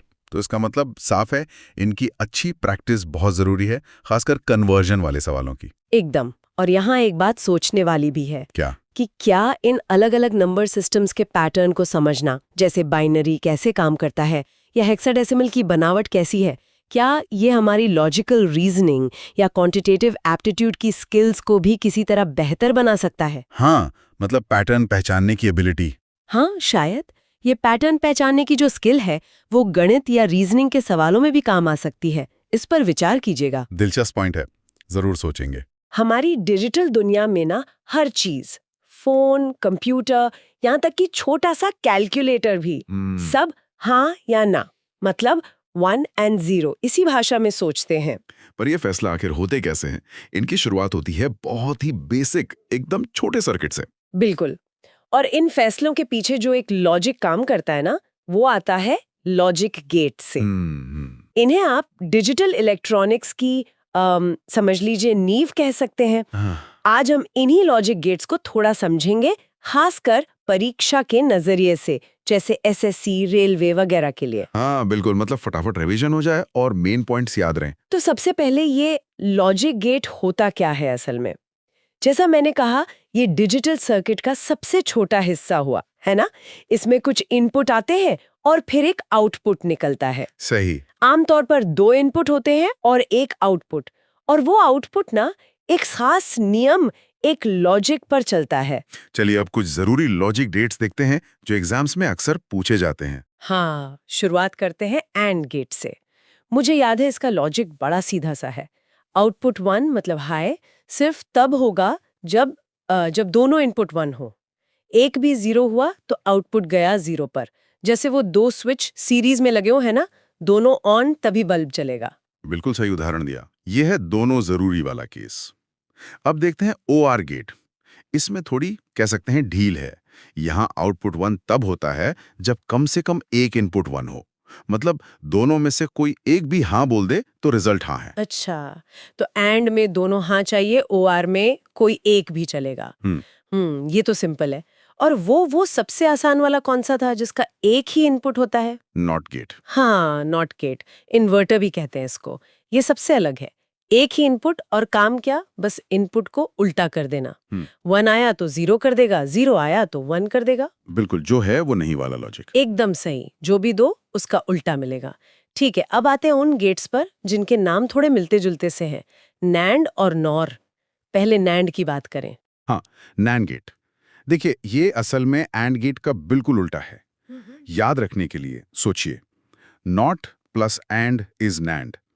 इसमें आउटपुट 0 मतलब फॉल्स सिर्फ एक ही केस में होता है जब दोनों इनपुट 1 हो। जहां एंड 1 देता है ये वहां 0 देता है। बाकी हर केस में जैसे 0 0 0 1 1 0 सब में आउटपुट 1 रहेगा। ये गेट बहुत काम का है, आगे बात करेंगे इसकी। अच्छा, तो एंड का एकदम ऑपोजिट, बिल्कुल। मतलब जहां एंड हाँ कहता है 1 1 पर, वहां नैंड ना 0 कहेगा हाँ। और बाकी सब सिचुएशन में हाँ 1। हाँ। समझ गई। हाँ। तो फिर नॉर गेट भी और का उल्टा हुआ। बिल्कुल, not plus OR equals to NOR. इसमें आउटपुट 1 यानी ट्रू सिर्फ तभी होगा जब दोनों इनपुट 0 हों। मतलब जब और गेट 0 देता है ना, सिर्फ उसी कंडीशन में नॉर गेट 1 देगा। बाकी सभी केसेस में जहां कम से कम एक इनपुट 1 होता है वहां नॉर गेट का आउटपुट 0 रहेगा। ये नॉट लगा के उल्टा करने वाला लॉजिक तो काफी हैंडी है। एक और गेट भी था शायद लिस्ट में, एक्सऑर। वो क्या करता है? हाँ, एक्सऑर गेट, एक्सक्लूसिव और कहते हैं इसे। इसका लॉजिक थोड़ा अलग है। ये आउटपुट 1 सिर्फ तब देता है जब दोनों इनपुट अलग अलग हों। मतलब एक 0 और दूसरा 1, या पहला 1 और दूसरा 0। अगर दोनों इनपुट सेम हैं, जैसे दोनों 0 या दोनों 1, तो आउटपुट 0 होगा। इसे आप ऐसे सोच सकते हैं कि ये चेक करता है कि इनपुट अलग हैं या नहीं, असमानता डिटेक्टर जैसा कुछ। दिलचस्प। मतलब एक्सऑर तभी हाँ कहता है जब दोनों की राय अलग हो। तो ये हो गए हमारे मेन गेट्स, एंड और, नॉट, नैंड, नॉर और एक्सऑर। हाँ, लेकिन यहाँ एक बहुत ही इंटरेस्टिंग और परीक्षा के लिए जरूरी बात है। नैंड और नॉर गेट्स को यूनिवर्सल गेट्स कहा जाता है। यूनिवर्सल मतलब इनसे सब कुछ बन सकता है, ऐसा कुछ? हाँ, बिल्कुल। डिजिटल लॉजिक का सब कुछ। यूनिवर्सल इसलिए कहते हैं क्योंकि आप सिर्फ नैंड गेट्स का इस्तेमाल करके या सिर्फ नॉर गेट्स का इस्तेमाल करके कोई भी दूसरा बेसिक गेट बना सकते हैं। एंड और नॉट सब बन जाते हैं इनसे। सोचिए, नैंड, और फिर उसी से सर्किट में जरूरत के हिसाब से एंड और नॉट सब बना लो। ये तो बहुत एफिशिएंट हुआ डिजाइन के लिहाज से। बिल्कुल सही। यही इनकी सबसे बड़ी खूबी है और इसी वजह से ये इलेक्ट्रॉनिक्स डिजाइनिंग में इतने पॉपुलर हैं। और हाँ, एग्जाम में ये सवाल बहुत कॉमन है कि यूनिवर्सल गेट्स कौन से हैं। याद रखिएगा, नैंड और नॉर। एक छोटा सा उदाहरण दूं, अगर आप एक नैंड गेट के दोनों इनपुट को आपस में जोड़ दें तो वो एक नॉट गेट की तरह काम करने लगता है ना? मजेदार। वाकई बहुत बढ़िया। तो आज हमने लॉजिक गेट्स के बेसिक्स कवर कर लिए, एंड और नॉट, फिर उनके उल्टे नैंड और नॉर, और वो खास वाला एक्सऑर, और सबसे जरूरी चीज कि नैंड और नॉर यूनिवर्सल गेट्स क्यों कहलाते हैं। एकदम। ये डिजिटल इलेक्ट्रॉनिक्स के आप कह सकते हैं अल्फाबेट्स हैं।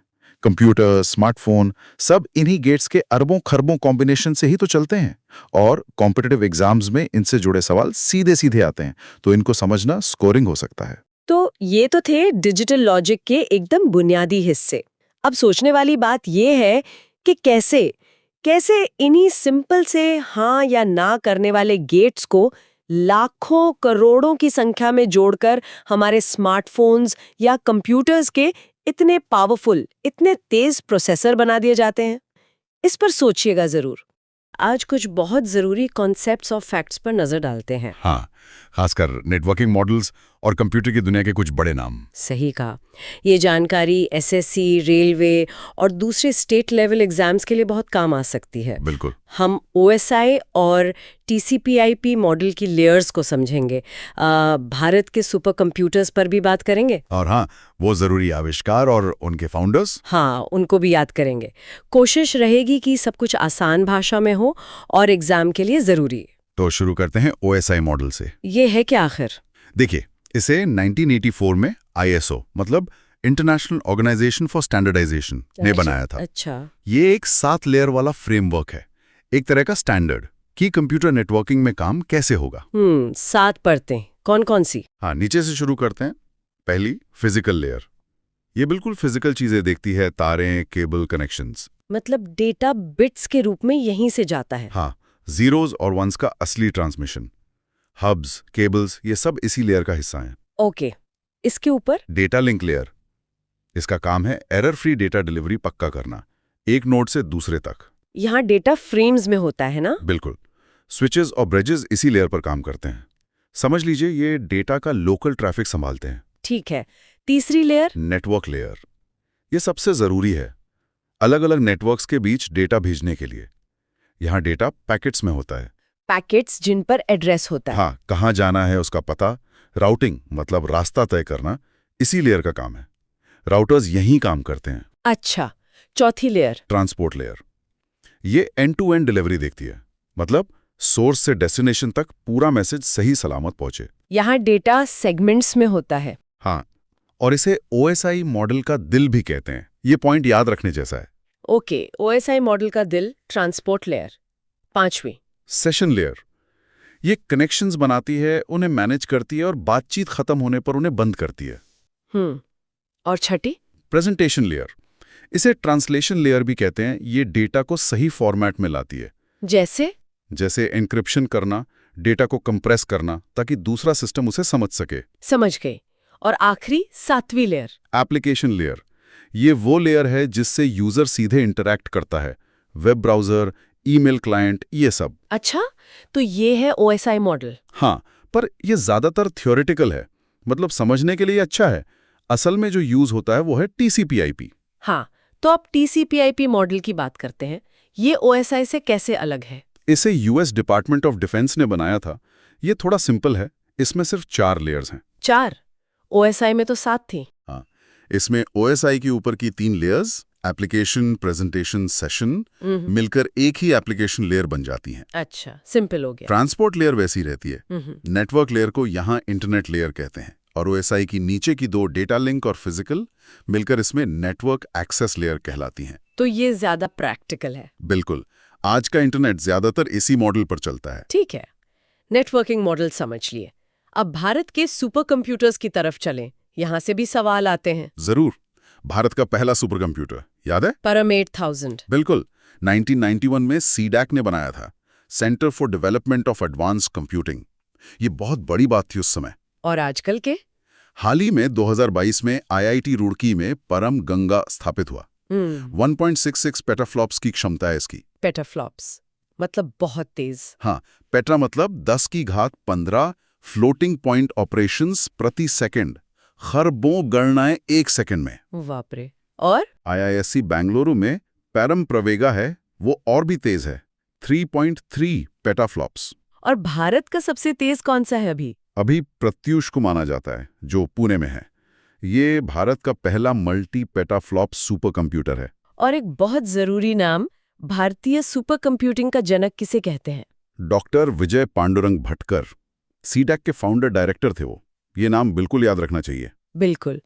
चलिए अब कुछ फटाफट रिवीजन करते हैं जरूरी आविष्कारों और उनके फाउंडर्स का। ये सीधे पूछे जाते हैं। हाँ बिल्कुल, जैसे आधुनिक कंप्यूटर का पिता एलन ट्यूरिंग, ट्यूरिंग मशीन वाले। सही। पहली प्रोग्रामर एडा लवलेस। एकदम सही। और पहला general purpose electronic digital computer ENIAC बनाने वाले थे जॉन मॉचली और जे प्रेस्पर एकर्ट। परफेक्ट। और HTML जिससे वेब पेज बनते हैं टिम बर्नर्स-ली 1990 में। वर्ल्ड वाइड वेब भी उन्हीं की देन है। हाँ, पेन ड्राइव किसने बनाई? IBM ने 1998 में। करेक्ट। और ब्लूटूथ आजकल हर जगह है। इसके आविष्कारक हैं जैप हार्टसन। बिल्कुल।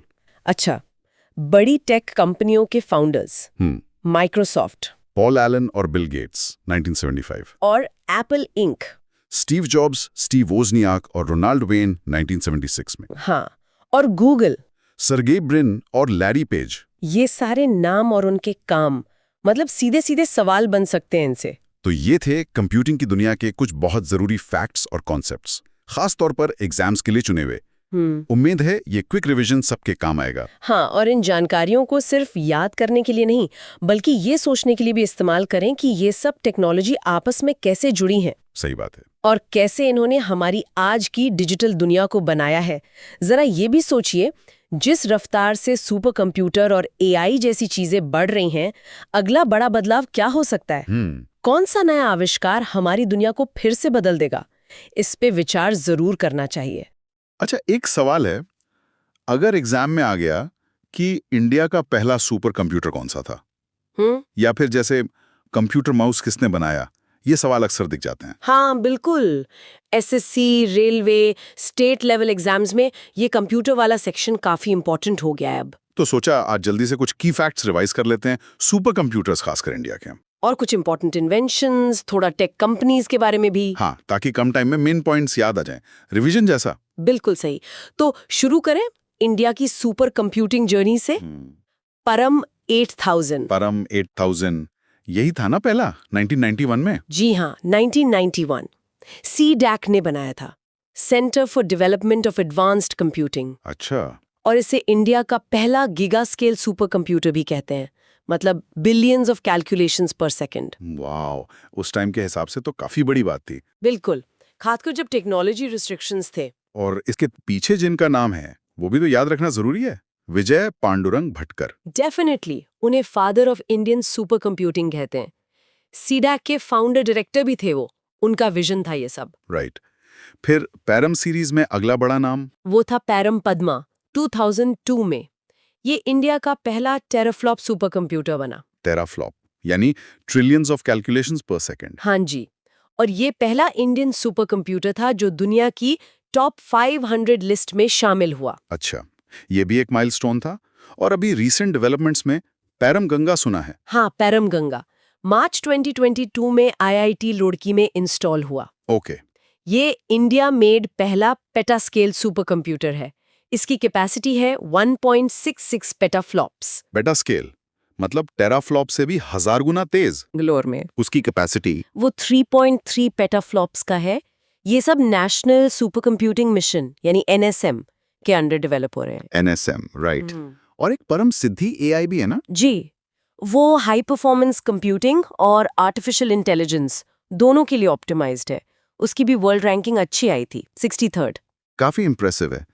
लेकिन अगर इंडिया का सबसे फास्ट सुपर कंप्यूटर पूछा जाए तो वो है प्रत्यूष, पुणे में है, Indian institute of tropical meteorology में। अच्छा, IITM पुणे। हाँ, ये इंडिया का पहला मल्टी पेटाफ्लॉप सुपर कंप्यूटर है। वेदर और क्लाइमेट रिसर्च के लिए यूज होता है। Got it. और एका का भी नाम आता है कभी कभी। हाँ, एका एशिया का पहला सुपर कंप्यूटर माना जाता है। कॉम्प्यूटेशनल रिसर्च लैब्स और HP ने मिलकर बनाया था। और हिस्टोरिकली क्रे-1 का जिक्र? क्रे-1 1976 का। वो तो सुपर कंप्यूटिंग डिजाइन में एक रेवोल्यूशन था। उसका आर्किटेक्चर काफी इन्फ्लुएंशियल रहा। ठीक है, ये तो सुपर कंप्यूटर्स हो गए। अब थोड़ा पायोनियर्स और इन्वेंशंस की बात कर लेते हैं। जैसे father of modern computer Alan Turing. ये तो ऑलमोस्ट हर एग्जाम में पूछा जा सकता है। उनकी ट्यूरिंग मशीन का कॉन्सेप्ट फंडामेंटल है। और पहली प्रोग्रामर? एडा लवलेस। जी, एडा लवलेस। सोचिए, 19th सेंचुरी में प्रोग्रामिंग का कॉन्सेप्ट। अमेजिंग। और दुनिया का पहला digital general purpose electronic computer ENIAC, electronic numerical integrator and computer, 1946 में बना था। जॉन मॉचली और जे प्रेस्पर एकर्ट ने बनाया था इसको। बिल्कुल। और ये काफी बड़े होते थे, पूरे कमरे जितने। एक और अर्ली कंप्यूटर था SEAC, 1950 का। राइट। अब कुछ छोटे लेकिन इंपॉर्टेंट इन्वेंशंस। माउस, ये सवाल भी आता है। Computer mouse, Douglas angel BART. एकदम रेवोल्यूशनरी इन्वेंशन था। हाँ, इसने इंटरैक्शन ही बदल दिया। हेडफोन्स का पहला पैर। वो नेथानियल बाल्डविन ने 1910 में, काफी पहले। और पेन ड्राइव जो हम सब यूज करते हैं। वो IBM ने 1998 में इंट्रोड्यूस किया था। अच्छा, IBM। और HTML, वेब की जो बुनियाद है। टिम बर्नर्स-ली 1990 में, वर्ल्ड वाइड वेब के इन्वेंटर भी वही हैं। राइट। और ब्लूटूथ? डॉक्टर जाप हादसन, एरिक्सन में काम करते हुए डेवलप किया था। ये सब नाम मैच तो फॉलोइंग में आ सकते हैं। बिल्कुल। क्विक राउंड टेक कंपनीज पे। Apple ink 1976, Steve jobs, Steve Wozniak और रोनाल्ड वेन भी थे शुरू में। पहला कंप्यूटर एप्पल आईपैड 2010 में आया। माइक्रोसॉफ्ट 1975, बिल गेट्स और पॉल एलन। इनका तो सॉफ्टवेयर हर जगह है। और गूगल? सर्च इंजन जो लाइफ बन गया है। लैरी पेज और सर्गे ब्रिन, स्टैनफोर्ड में शुरू किया था प्रोजेक्ट। एक इंडियन नाम भी था ना, सन माइक्रोसिस्टम्स में। हाँ, विनोद खोसला, वो को-फाउंडर थे सन माइक्रोसिस्टम्स के। जावा लैंग्वेज वहीं से आई थी, बाद में ओरेकल ने एक्वायर कर लिया। तो ये काफी सारे इंपॉर्टेंट फैक्ट्स कवर हो गए। पैरम सीरीज, प्रत्यूष, एका जैसे सुपर कंप्यूटर्स। हाँ, फिर पाइनियर्स जैसे ट्यूरिंग, लवलेस, इन्वेंशंस में ENIAC, माउस, HTML। और एप्पल, माइक्रोसॉफ्ट जैसी कंपनीज, ये सब कॉम्पिटिटिव एग्जाम्स के लिए काफी इंपॉर्टेंट है। बिल्कुल, इनको ध्यान में रखना जरूरी है, स्पेशली सुपर कंप्यूटर के नाम, उनकी कैपेबिलिटीज, इन्वेंटर्स, फाउंडर्स। एक सवाल ऑडियंस के लिए छोड़ देते हैं। इतने सारे इन्वेंशंस में से कौन सा इन्वेंशन सबसे ज्यादा इम्पैक्टफुल लगता है, जिसने दुनिया बदली हो? अच्छा सवाल है। या फिर टेक्नोलॉजी में नेक्स्ट बिग थिंग क्या हो सकती है? अपने थॉट्स कमेंट्स में शेयर कर सकते हैं। तो आज हमने सोचा कि माइक्रोसॉफ्ट ऑफिस स्वीट और इसके कीबोर्ड शॉर्टकट्स पर एक नजर डाली जाए। हाँ, खासकर वो जो परीक्षाओं में बार बार पूछे जाते हैं। सही। ये जानकारी तैयारी में तेजी लाने में काफी मदद कर सकती है। चलिए इसको थोड़ा समझते हैं। बिल्कुल सही कहा। और ये सिर्फ परीक्षा पास करने के लिए नहीं, बल्कि रोज कंप्यूटर इस्तेमाल करने वालों के लिए भी बड़े काम के हैं। शॉर्टकट से ना काम फटाफट होता है। हाँ, ये तो है। आज हम उन खास शॉर्टकट्स पर ध्यान देंगे जो अक्सर एग्जाम्स में दिख जाते हैं। अच्छा, तो सबसे पहले माइक्रोसॉफ्ट 365 को देख लेते हैं, जिसे पहले ऑफिस 365 कहते थे। हाँ, ये एक सब्सक्रिप्शन सर्विस है। इसमें कई काम के प्रोग्राम्स आते हैं। जैसे कि माइक्रोसॉफ्ट वर्ड, जिसमें हम वो चिट्ठियां, नोट्स या कोई भी डॉक्यूमेंट बनाते हैं, एडिट करते हैं। हाँ, और फिर है माइक्रोसॉफ्ट एक्सेल। स्प्रेडशीट्स वाला। जी हाँ, स्प्रेडशीट्स, हिसाब किताब और डेटा एनालिसिस के लिए तो ये जबरदस्त है। और पावर पॉइंट प्रेजेंटेशंस के लिए माइक्रोसॉफ्ट आउटलुक, ईमेल, कैलेंडर वगैरह मैनेज करने के लिए। इनके अलावा भी तो हैं कुछ, जैसे वन नोट। बिल्कुल, वन नोट नोट्स के लिए, एक्सेस डेटाबेस के लिए और पब्लिशर डिजाइनिंग वगैरह के लिए। सब मिलकर एक पूरा पैकेज है। सही। अब आते हैं कीबोर्ड शॉर्टकट्स पर। कहते हैं ये काफी समय बचाते हैं। अरे बिल्कुल, ये काम तेज करने का सबसे बढ़िया तरीका है। और परीक्षाओं में तो देखिए सीधे सवाल आते हैं कि फलाना शॉर्टकट क्या करता है। हाँ, ये तो देखा है मैंने। तो चलिए कुछ जरूरी MS वर्ड शॉर्टकट से शुरू करते हैं। हाँ, वर्ड में तो रोज ही काम पड़ते हैं। जैसे एकदम नया डॉक्यूमेंट चाहिए तो Ctrl+N, करेक्ट, Ctrl+N। और पुरानी फाइल खोलनी है तो Ctrl+O। और सेव करना सबसे जरूरी है, उसके लिए Ctrl+S। बिल्कुल, प्रिंट के लिए Ctrl+P और फाइल बंद करनी हो तो Ctrl+W। ये तो मतलब बेसिक है एकदम। हाँ, रोज के काम है ये तो। एकदम। और एडिटिंग के लिए भी है। कुछ हटाना है तो सिलेक्ट करके Ctrl+X, वो है कट। उसकी कॉपी बनानी है तो Ctrl+C, कॉपी। और कहीं और चिपकाना है मतलब पेस्ट करना है तो Ctrl+V। कट, कॉपी, पेस्ट, ये तो कंप्यूटर की ABC है जैसे। बिल्कुल। और पूरा डॉक्यूमेंट एक साथ सिलेक्ट करना हो तो Ctrl+A। अच्छा, और अगर कुछ गड़बड़ हो जाए तो, जैसे गलती से कुछ डिलीट हो गया? उसके लिए है अनडू, यानी Ctrl+Z। ये पिछली कमांड को वापस कर देता है। अच्छा। और अगर अनडू भी गलती से हो गया तो उसे वापस लाने के लिए है रीडू, Ctrl+Y। ये बड़े काम के हैं, Ctrl+Z और Ctrl+Y। हाँ जी। अब टेक्स्ट को थोड़ा सजाने संवारने की बात करें, फॉर्मेटिंग की। हाँ, जैसे बोल्ड, इटैलिक। वही, टेक्स्ट को बोल्ड करना है तो Ctrl+B, इटैलिक यानी तिरछा करना है तो Ctrl+I, और U अंडरलाइन करना है तो Ctrl+U। ये तो काफी कॉमन है, लेकिन वो अलाइनमेंट वाले, टेक्स्ट को पेज पर सेट करने वाले, जैसे बीच में लाना। हाँ, अलाइनमेंट बहुत जरूरी है। टेक्स्ट को बीच में मतलब सेंटर में लाने के लिए Ctrl+E। Ctrl+E, ठीक है। बाईं तरफ लेफ्ट अलाइन के लिए Ctrl+L और दाईं तरफ राइट अलाइन के लिए Ctrl+R। और एक Ctrl+J भी होता है शायद। हाँ, जस्टिफाई, Ctrl+J। इससे टेक्स्ट दोनों किनारों से बराबर सीध में आ जाता है, जैसे अखबारों या किताबों में दिखता है ना। हाँ, बिल्कुल, प्रोफेशनल लगता है उससे। वही। और अगर किसी पैराग्राफ से सारी फॉर्मेटिंग हटानी हो, बस प्लेन टेक्स्ट चाहिए तो Ctrl+Q। Ctrl+Q, ये कम पता था। ये भी काम आता है कभी कभी। सोचिए Ctrl+J का इस्तेमाल कहाँ सबसे अच्छा लगता है? शायद फॉर्मल रिपोर्ट्स में। हाँ, हो सकता है। अच्छा, अब जरा एक्सेल की दुनिया में चलें। सुना है इसमें लाखों रोज और हजारों कॉलम्स होते हैं। हाँ, बिल्कुल। एक अकेली एक्सेल शीट में 10 लाख से ज्यादा रोज होती हैं, 10,48,576, और कॉलम्स 16,000 से ज्यादा, 16,384। बाप रे, इतना डेटा! हाँ, डेटा मैनेजमेंट के लिए इसमें कुछ खास शॉर्टकट्स हैं। जैसे अगर कुछ कॉलम्स को छिपाना हो तो उन्हें सिलेक्ट करके Ctrl+0, जीरो वाला जीरो। अच्छा, Ctrl+0 से कॉलम हाइड होते हैं, और रोज छिपाने के लिए उसके लिए Ctrl+9। Ctrl+9, ठीक है। और एक बहुत काम की चीज, अगर एक ही सेल में लिखते हुए नीचे की लाइन में जाना है, मतलब उसी सेल में लाइन ब्रेक करनी है, हाँ, ये दिक्कत आती है कभी कभी। उसके लिए Alt+Enter दबाना होता है। Alt+Enter, ये नोट कर लिया। एक्सेल में वो सेल रेफरेंस वाली बात भी तो पूछते हैं, रिलेटिव, एब्सोल्यूट, मिक्स्ड। बिल्कुल पूछे जाते हैं, और ये बहुत जरूरी कॉन्सेप्ट है एक्सेल का। देखिए, रिलेटिव रेफरेंस तो आम है, जैसे A1 फॉर्मूला कॉपी करो तो ये बदल जाता है। हाँ, एब्सोल्यूट रेफरेंस में डॉलर साइन लगता है, जैसे $A, $1।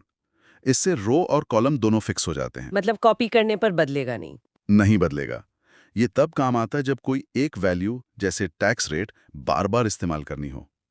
और मिक्स्ड रेफरेंस में या तो रो फिक्स होती है या कॉलम, जैसे $A1 या $1। ओ, ये समझना जरूरी है मतलब। हाँ, परीक्षाओं के लिए जरूरी है। समझ गई।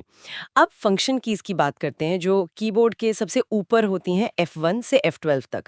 इनका क्या रोल है? ये भी बड़े काम की हैं। F1 दबाने से अक्सर प्रोग्राम की हेल्प विंडो खुल जाती है। हाँ, F1 तो हेल्प के लिए होता है। F2 बहुत उपयोगी है। किसी सेल को एडिट करना हो एक्सेल में या किसी फाइल का नाम बदलना हो विंडोज में तो F2 दबाते हैं। अच्छा, रीनेम के लिए भी F2? जी हाँ। और F4 वो आपका आखिरी एक्शन दोहराता है। मतलब कैसे? जैसे मान लीजिए आपने किसी सेल को पीला रंग दिया, हाँ। अब दूसरी सेल सेलेक्ट करके F4 दबाइए, वो भी पीली हो जाएगी। अरे वाह, ये तो बढ़िया है। F5 स्क्रीन को रिफ्रेश करता है या वर्ड एक्सेल में गो टू डायलॉग बॉक्स खोलता है, जिससे आप किसी पेज या सेल पर जा सकते हैं। और F7? वो स्पेलिंग चेक के लिए होता है ना। बिल्कुल, स्पेलिंग और ग्रामर चेक करने के लिए F7। रिपोर्ट्स या जवाब लिखते समय बहुत जरूरी। सही बात है। और आखिर में F12, इससे सेव एज डायलॉग बॉक्स खुलता है, फाइल को नए नाम से या नई जगह पर सेव करने के लिए। तो इनमें से कौन सी कीज परीक्षाओं के लिहाज से ज्यादा महत्वपूर्ण है? F2, F5। हाँ, F2 edit rename, F5 go to refresh, F7 spell check और F12 सेव एज अक्सर परीक्षाओं में पूछे जाते हैं। इन पर खास ध्यान देना चाहिए।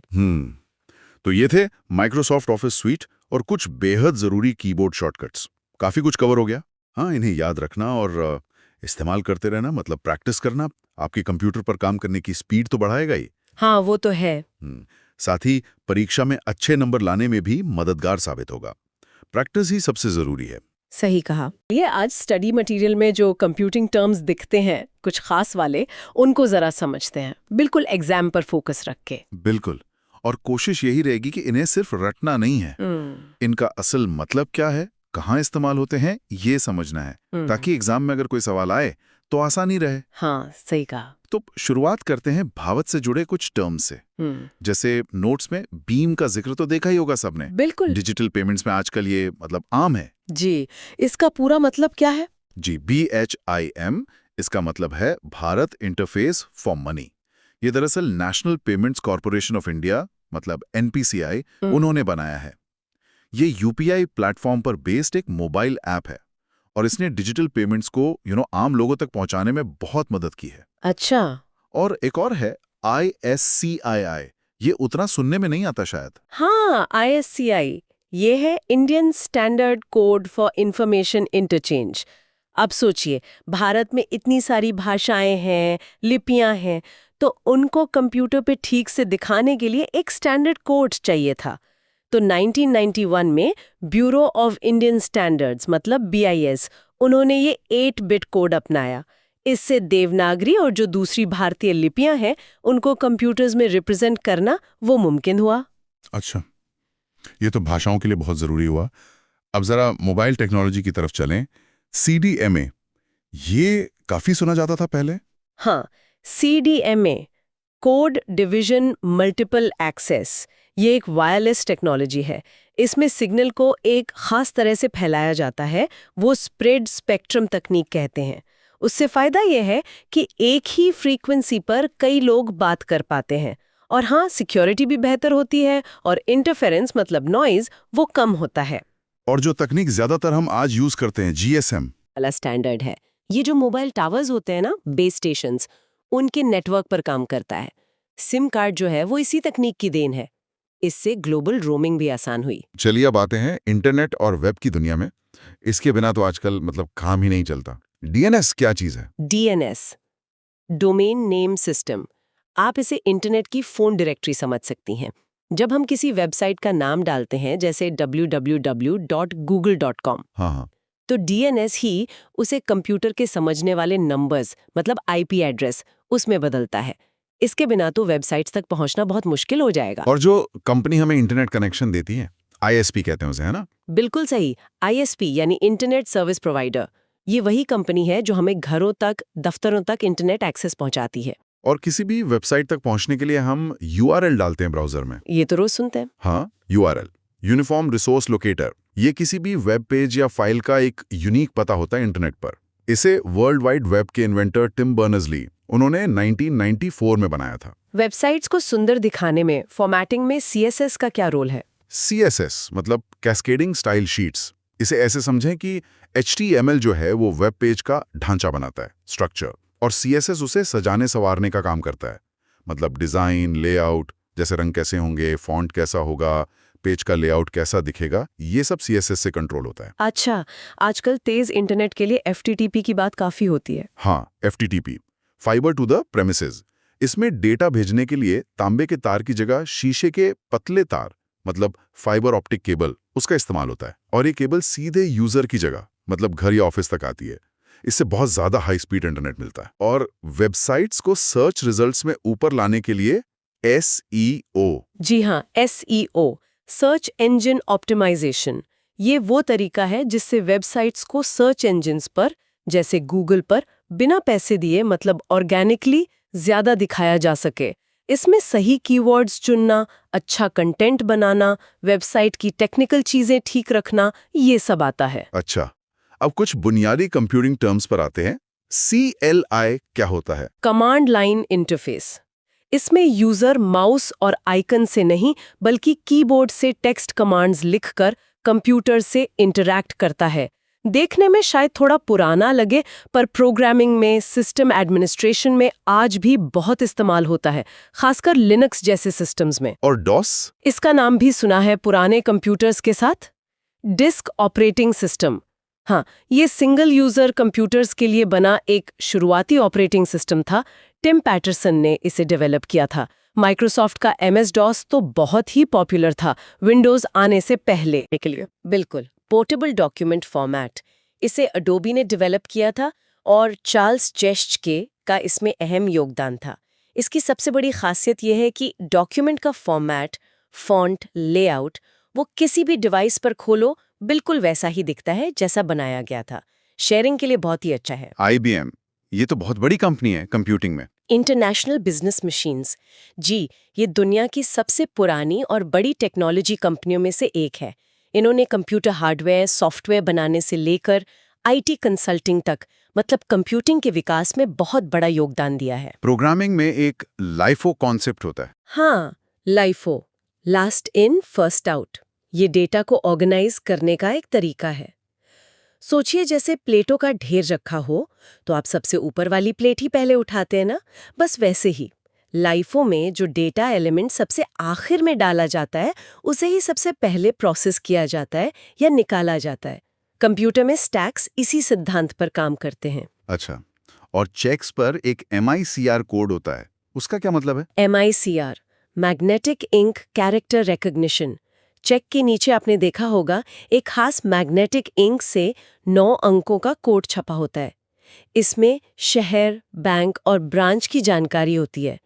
इस मैग्नेटिक इंक की वजह से मशीन्स इन कोड्स को बहुत तेजी से और बिना गलती के पढ़ पाती हैं। इससे चेक क्लियरिंग प्रोसेस बहुत तेज हो जाती है। और आखिर में VR, ये आजकल काफी चर्चा में है। वर्चुअल रियलिटी, हाँ, ये एक ऐसी तकनीक है जो कंप्यूटर की मदद से एक पूरी 3D दुनिया बना देती है। उसमें आप पूरी तरह से डूब जाते हैं, अक्सर एक खास हेडगियर पहनकर। ऐसा लगता है जैसे आप सचमुच उसी माहौल में पहुंच गए हों। गेमिंग में, ट्रेनिंग में, सिमुलेशंस में इसका इस्तेमाल तेजी से बढ़ रहा है। तो ये थे कंप्यूटिंग से जुड़े कुछ बेहद जरूरी टर्म्स और उनके मतलब। उम्मीद है इस क्विक चर्चा से एग्जाम की तैयारी में जरूर मदद मिलेगी। सिर्फ फुल फॉर्म रटना काफी नहीं है, इनका असली मतलब और कॉन्टेक्स्ट समझना ज्यादा इंपॉर्टेंट है। बिल्कुल, और एक बात सोचने वाली भी है यहाँ पर, टेक्नोलॉजी कितनी तेजी से बढ़ रही है। आज हमने जिन टर्म्स पर बात की, हो सकता है कुछ सालों में इनमें से कई या तो उतने रेलेवेंट ना रहे या शायद उनका रूप बदल जाए, मतलब बदल जाए। बिल्कुल। तो इस बदलाव के लिए भी तैयार रहना, उसे समझना, ये भी उतना ही जरूरी है।